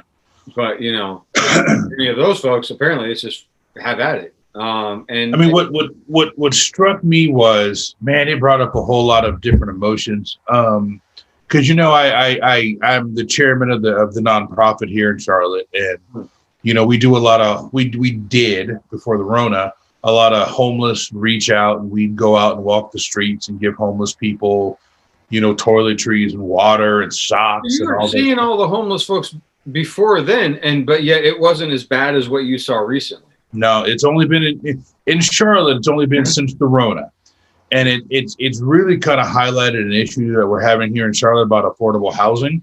Mm-hmm. You know how they say, like, some people are only 2 or 3 paychecks away or 1 paycheck away from being homeless, and a lot of these people, that's kind of happened to them, and they didn't have anywhere to go but tents. Which just man, it's so, it breaks my heart, because at the same time it's like, man, these people have to live in a dang tent. Like, that's not right. I can drive 20 minutes away from this tent to South Charlotte, and there is a 9-bedroom estate that like 4 people live in, And at the same time, I look at it as like, the person in this tent obviously made some really poor life decisions that kind of led them to being in the tent. But at the end of the day, they're still living in a tent, and that's just. But I even push back on the idea that they all made bad life decisions. I mean, fucking hey, I think people just get hammered. But I don't think that's I think they made any poor decision. I think they just get crushed and spit out, and and it's like but this is where I come off as, oh my gosh, I'm such a communist socialist, because I don't think we can call ourselves a first world country when we have the issues that we have.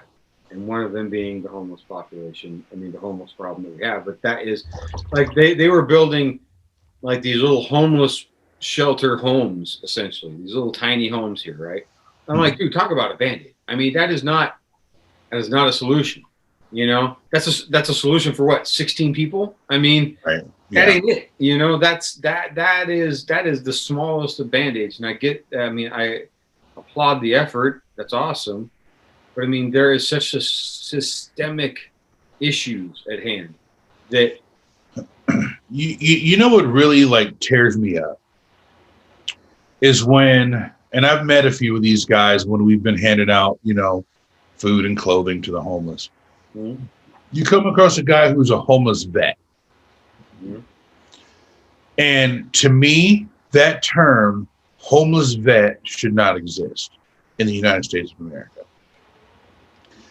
Someone who at the age of 18 or 19 or 20 or whatever it is, enlisted in the Air Force, the Army, the Marines, the Coast Guard, whatever it is, served their time, right? Not like they were in prison, but, gave the good old USA for 8 years, maybe even went overseas, maybe even left a piece of themselves in a foreign country.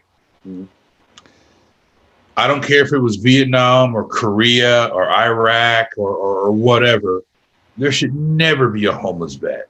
But I don't think there should be any. No. I'm with you. But I'm saying, especially, if you gave me money and said, fix the homeless problem, I would probably start with the homeless vets.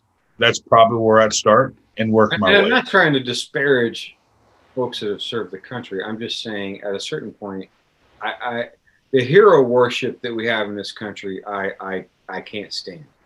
And it was a job. They got paid for a job. They did a job. Go do your job. Good job. Fine. They are, I know this might be kind of running against a rail here, but again, the hero worship in this country, that you know, from policemen to firemen to military, all of it. Sick of it. Honestly, tired of it. I'm not saying we look down on these folks, and if anybody hears that from what I'm saying, then take the dick out of your ear. That ain't what I'm saying at all. But we put such emphasis on these folks that I don't understand why. They're doing a job. They're getting paid a fair wage, if not a better than fair wage. And I would argue some of the military folks could demand a better wage, and that's fine. I'll listen to that argument, and I might even agree with it. But let's look at firemen and policemen. Why are they so deserving of our hero worship? I don't understand it. It's not an especially dangerous job. Well, I kind of delineate. I'm just saying, and similar with the military. Again, they volunteered to get paid for a job, and that is groovy. Thanks for doing it. You know, I understand we have an all volunteer military, and we can talk about whether that's a pro and con. Because I almost subscribe to the idea of mandatory service. Get people a little more skin in the game in this country. And mandatory means mandatory. Not you get to write a check so that you or little Johnny doesn't have to go do his mandatory service. No, mandatory service. Everybody's got a little more skin in the game. Then if you all want to, if everybody wants to suddenly hero worship each other, you go, well, why are we doing that? We're all part of the same thing. Why are we all hero worshiping ourselves? We're all doing this. We all know what it is we do. It's not that especially amazing. That's what I get frustrated with. And we put this idea of a firefighter, a policeman, a military person on such this pedestal of it's hero worship, and it's ridiculous. I don't agree with it, and I don't think it benefits our country in any way, shape, or form. I would like to see scientists receive that kind of adulation. Educators receive that kind of adulation. Mathematicians, Nobel Prize winners, how about they receive some of that adulation?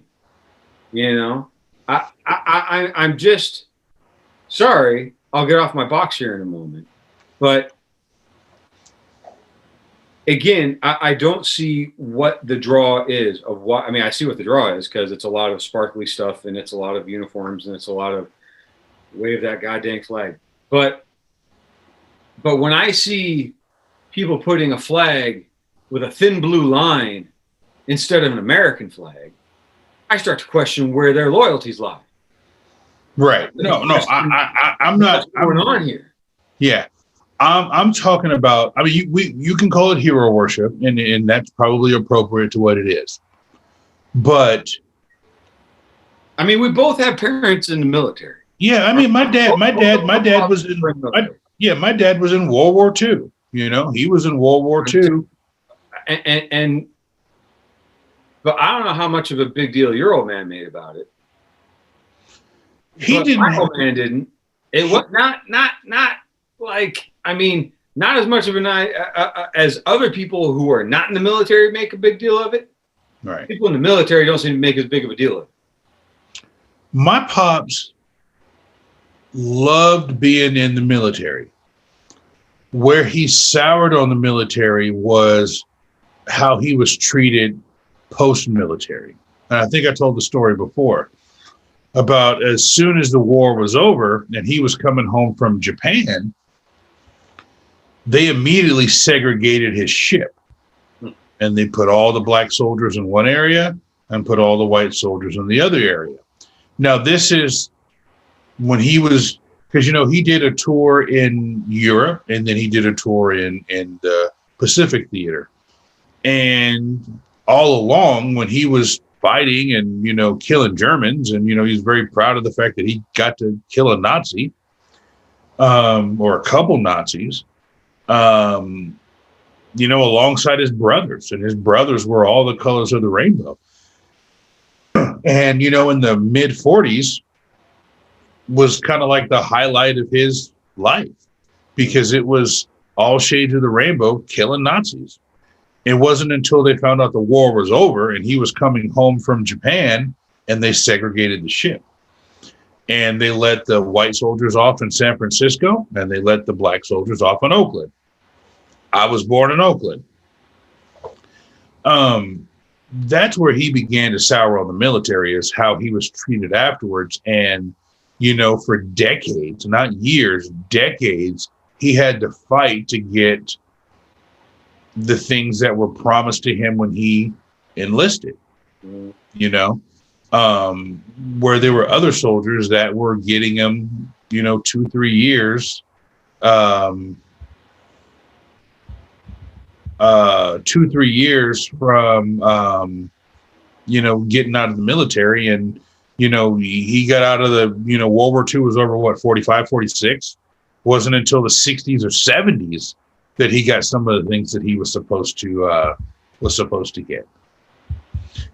So. And I can see where that would definitely be a turn off. I guess I just don't understand where our country as a whole, and I think I don't know if it was all just football or what, but I mean, where we've gotten to the point now of this just uber patriotism.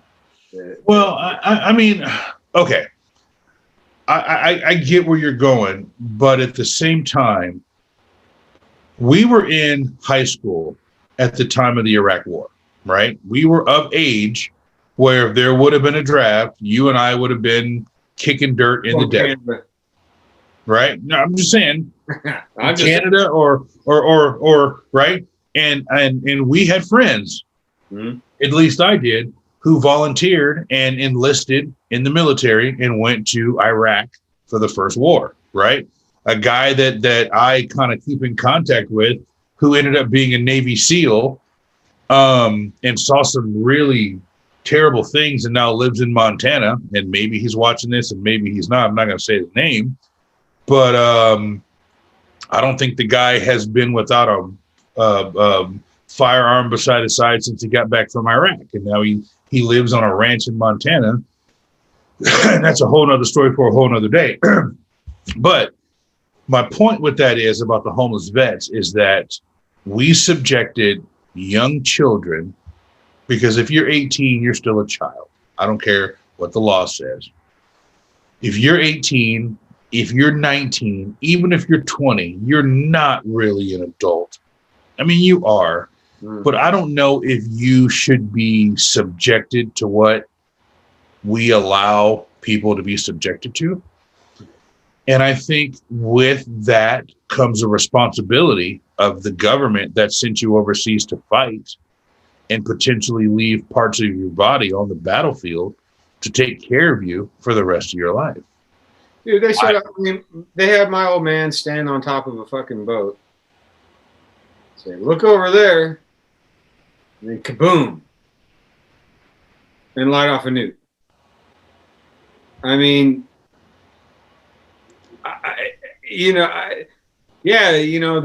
they're just they are not treated great by their own outfit. But again, that's part of my frustration with why we're supposed to all be so gung-ho. But at the same time, I mean, the folks that are involved with it, I get supporting them, and that is fine. I would never argue against that. Of course, support them. But at the same time, like I don't hold the people who served responsible more than I hold the people responsible who sent them into harm's way. No, I'm not even talking about. I mean, Responsible for what exactly? I mean, because let's just say when in 1991 when we graduated high school, if we got sent to Iraq to go fight Saddam Hussein, whether we wanted to or not, we went. Right? There was some of us that we know that went, whether we wanted to or not. Some people who got exposed to some nasty stuff over there, nerve gas, all kinds of stuff. Right? for sure. Stuff that they didn't sign up for, right? They were saying, hey, we are not fighting a war for oil. We are fighting a war for United States of America, right? Blinders on, not knowing exactly what they're doing. The same folks that after 9/11, right? I remember, 9/11, I'm in my mid-20s now, right? When 9/11 happens. Kids graduating high school, we were attacked, we're going to war, right? Whether you believe it was an inside job or an outside job, or we were doing something to, who knows what it was. There was kids that were going over there and dying by the thousands, maimed, and they come back. Now, there's a kid that is a friend of the family that went to 9/11, lost a leg, has had the damnedest time getting help. And I think if we are going to send young people overseas, regardless of how flawed the country is, regardless of the hero worship, if we're going to do that, we have a responsibility to take care of them.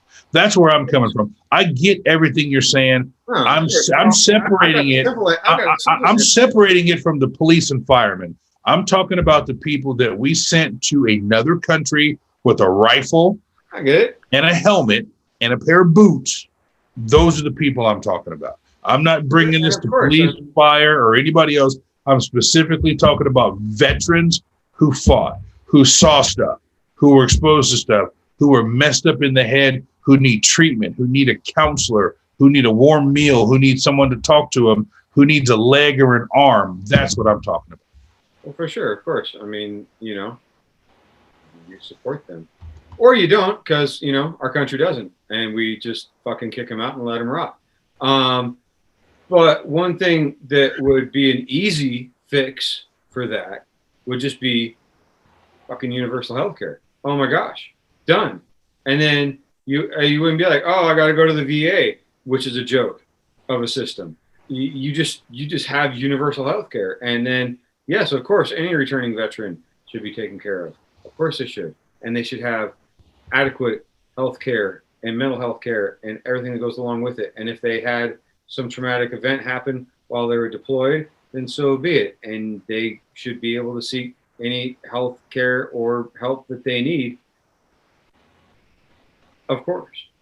And like I say, one easy way to do that would just be universal health care. Single payer. Boom. Done.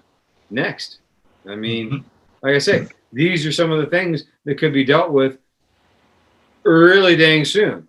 And that's part of my frustration with all of this hero worship, to keep beating this poor little horse, is that we are all supposed to go, oh my God, we're so proud.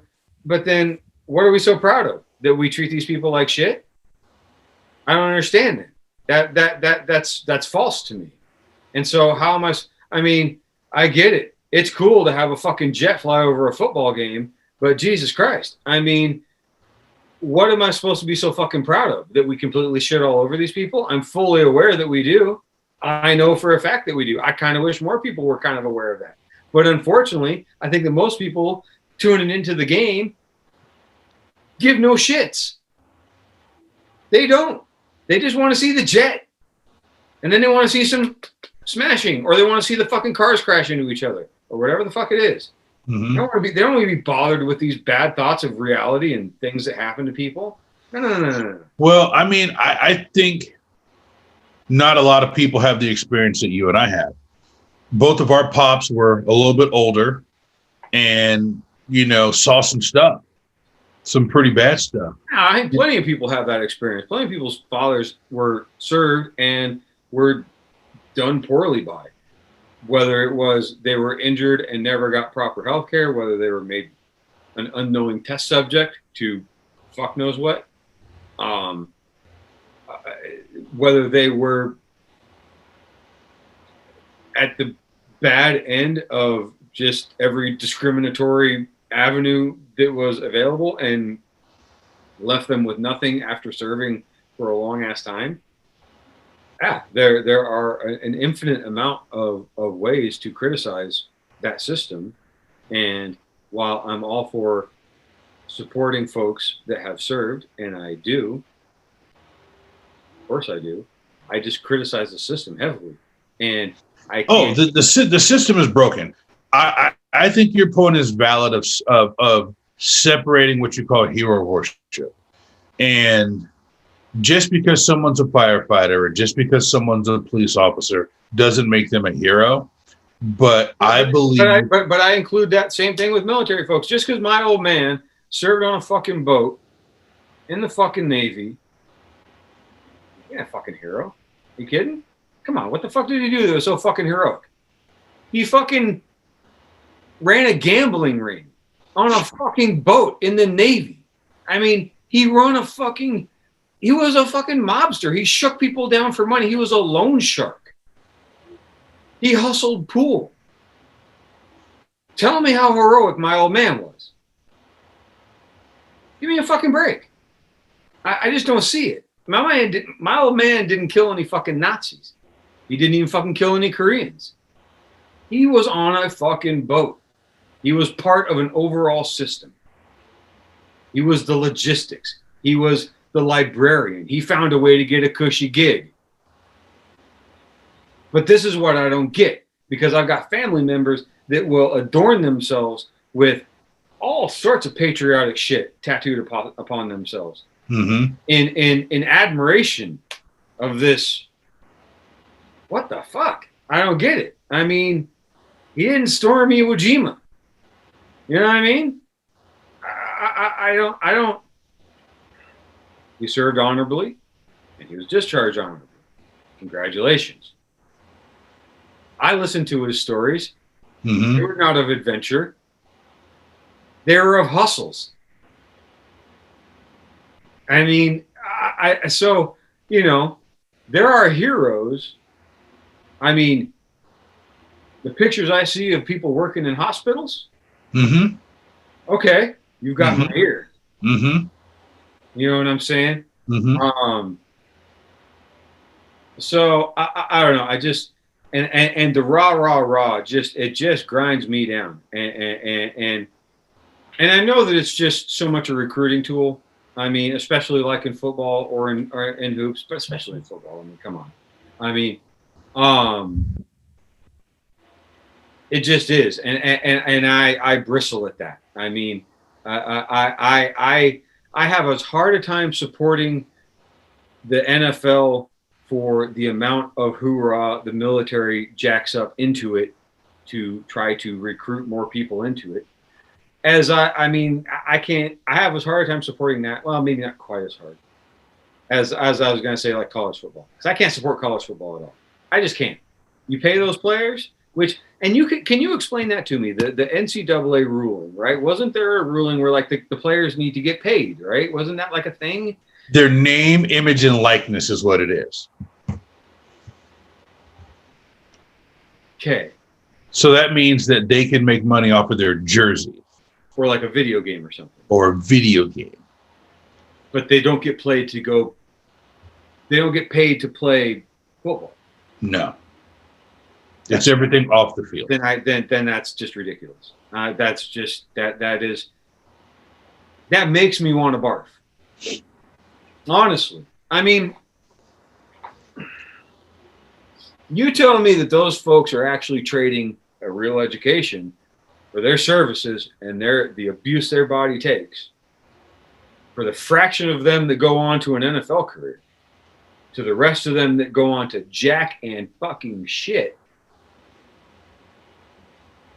Yep, that's what I'm telling you. Cool. That's what I'm telling you. Sweet. Good stuff. All right. Well, so buy or sell as far as a homeless kid. So again, I'm going to go real quick. I can make so much of this stuff easy. And for all and anybody that wants to call me a socialist, fine. I don't care. You can call me your mama. I don't give a shit. But again, one thing you can't do is you can't call this place a first world country, because we ain't. Because a first world country has people that ain't sick and dying all over the fucking place. Has people that are educated, not stupid. Not, I shouldn't say stupid, uneducated. It doesn't have everybody so mired in debt that they can go nowhere. A first world country, would have universal health care for everybody, that we all pay for in our taxes, like good citizens do. A first world country would have, free education like we discussed, through college. A first world country, well, shit, just those two damn things. I mean, let alone like, I don't know, our infrastructure is crumbling and we could fix that. And you could have a whole works program and get people going and making money, real money, universal basic income, come at me. As far as solving homelessness, fuck it, give people some money. I don't give a shit. But you know what I like even more is give them some money and say, get to fucking work fixing that road. Get to work fixing that bridge. We need people to do it. Mm-hmm. Dude, this whole place is crumbling down around us. And I mean, they're all little bits that pile up. No one. I really want to like devote one of our next couple of shows to your idea of the works program, because that really resonates with me a lot, because I think we have a lot of skilled people who are underemployed or unemployed that we could really use to help rebuild the American infrastructure. And we're not using that talent in a way that's conducive to anybody. And I think we can do a whole show on that. And I want to. Well, and not everybody is going to be a web designer. Not everybody can be a web designer. Right. I mean, and yes, I know the world needs ditch diggers too, but there's in between. Yes, there are straight up labor jobs that you can be brain dead and figure out. But I mean, there are jobs in between ditch digger and brain surgeon that we need. I mean, that folks can, if they don't already have the skills, oh my gosh, a trade school and get them up and running. Right. Again, there's opportunity if there's a will and a way of pulling it off. And I think that's where we are right now. Is we have a class of people who want to hold a whole other class of people down, and then we have a class of people who want to put that other class of people to work, but don't want to seem like a socialist when they're doing it. And then there's a third, and I think you fall into this, and you're like, screw it, this needs to be done. Let's make it so. I don't care what you call it. I don't go, honestly. I mean, people, get over your labels. I mean, you can call me Stacy. I don't give a shit. I mean, just get this shit done. Right. And I mean, amazingly, America was, I mean, like, coming out of the Great Depression, I mean, that was our most empirical, amazing America time. And those ideas would be looked at as scary socialisms right now. Mm-hmm. Yeah. I mean, how dense are people? I mean, honestly, we did all this stuff already. Right. We already did this, and we were still America. We were still the United States. We didn't suddenly become fucking communist China. Right. We did these things almost 100 years ago, and they worked then, and they'll work again now. But and the thing is, we're smarter now than we were then. Are we? I think we're more technologically advanced now, and I think we can. That may be the polar opposite of smarter then. And I think, well, I mean, if you look at like roads and bridges are crumbling. Like we built those roads and bridges with the best technology we knew how back then, and they're falling apart. We need to rebuild it. We can rebuild that bridge now and it'll last 3 times as long as the bridge we built back in the 40s. That's what I mean. It might if you actually did it properly, or you get them doing it to the lowest fucking bidder, and you get a bridge that lasts 25 years. But you get where I'm going, though, right? Well, I mean, I get that when the Romans built roads 2,000 years ago, those roads are still in existence and being used. Because the Romans said, we're going to do something. Mm-hmm. And everybody's going to get on board. Mm-hmm. You think they gave anybody a choice? No. I mean, come on. They got some shit done, though, didn't they? Yeah. They got, I mean, dude, roads that even by today are like setting a standard of just how to build a road that lasts. So I understand similar to like, the lockdown with the Rona and how draconian we were going to be or not be. It's like China said, fuck you, we're going to weld you into your house. And that wouldn't go over here. But,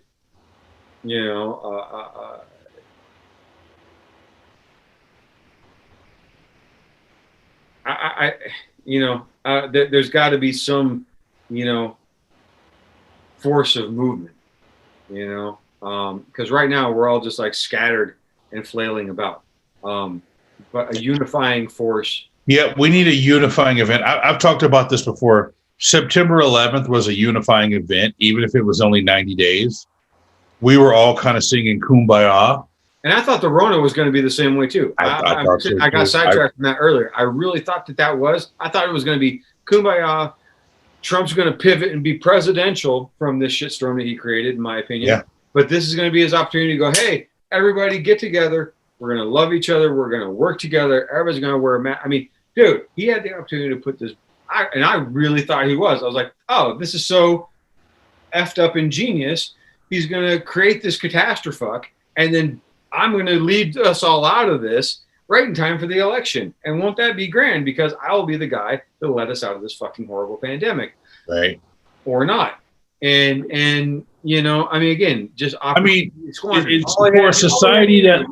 Man, all he had to do was go, hey, boom, I'm going to start cutting $2,000 checks to everybody to stay the fuck home. I'm going to pay businesses to close. We're going to all get on board with wearing masks. And we're going to fucking put like the Defense Production Act into biz. And we're going to be paying people to make fucking hand sanitizer when they used to make whiskey. And go America. Yeah. I mean, as much as we love a hashtag, we missed the hashtag opportunity with this mask. We could have had a whole hashtag and, you missed opportunity. Just missed opportunity to unify everybody. But again, my point is I don't believe he was there to unify anybody at all. I believe that he was there to tear us apart. And did a good job of it. All right, as we wrap up, any last words you have? We really skimmed over all the riot, the insurrection. I mean, we could. Here's the deal: we have the inauguration coming up, and we might have insurrection part 2, and I'm just waiting to see what happens. Electric Boogaloo, for sure. But I mean, there's just so much. I mean, like I said, god dang. I mean, there's so much crazy shit that we could have talked about just of the insurrection with the tidbits that we've already found and heard about of the involvement of Congress people, that's fucking nuts. The involvement of police off duty, actually involved in the event, like storm. I mean, that's crazy. Here's the deal: we've got material for months with that. As that comes out, I am so looking forward to diving into that. I venture to say we never will, because there will be so much other bullshit going on between. Well, here's the deal: there's going to be trials. And those trials are going to be on C-SPAN. We're going to see it. It's going to be an open court. That'll be good stuff. That'll be. I mean, all I'm hoping for is just some justice to be served. And it feels like they're doing that, like we talked about. I think after, what is it, Wednesday is inauguration. By the way, has it been settled? Like, are they doing inauguration like in the basement somewhere, or are they actually? No, they're setting up to do it like regular. It's just going to be people free. Oh, really? Like, yeah, going to be out there just. They put up plexiglass and bulletproof glass and all that stuff. Every single one. I mean, they did that with Obama when he was out there. But this is going to be like locked down. A little more substantial. A little more substantial. Yeah. Yep. Right on. All right, man. Well, this has been great as always. We could go on all night, but if we go on for too long, people won't watch till the end. And I definitely want people to watch to the end. So, I tell you what, if anything pops off on Wednesday again, yeah, we'll have a midweek show. Yeah, I may have to just because even when I did last time, I mean, it was just like it's like I don't even believe what I'm seeing. I don't even know what to say. Yeah. I'm done. That night, I just couldn't do it. I couldn't pull it together. It was just a lot of stuff going on. But I'm down for a midweek show. So on the 20th, if something pops off, even if something doesn't, I'm ready to go for a midweek show. Yeah, and it'll be really neat just seeing how big of a titles change there will be just once that's settled. And then we're going to wake up on the 21st with just big time indictments dropping left and right. That's so quick. Any bets? Like, does Dump actually pull like a DB Cooper out of Air Force One? Well, he said he was going to Mar-a-Lago on the 19th, so he wasn't even going to be in Washington on the 20th. Okay, well. So he said he was going to be out of Washington a whole day before the inauguration. Is Florida a non-extradition country?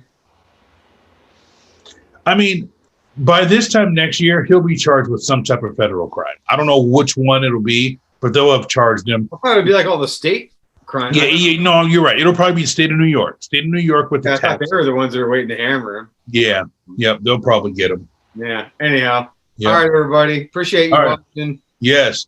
And everybody out there, there are many ways to start a fire, but there's only one way to stop a fire, and that's pause my mixtape.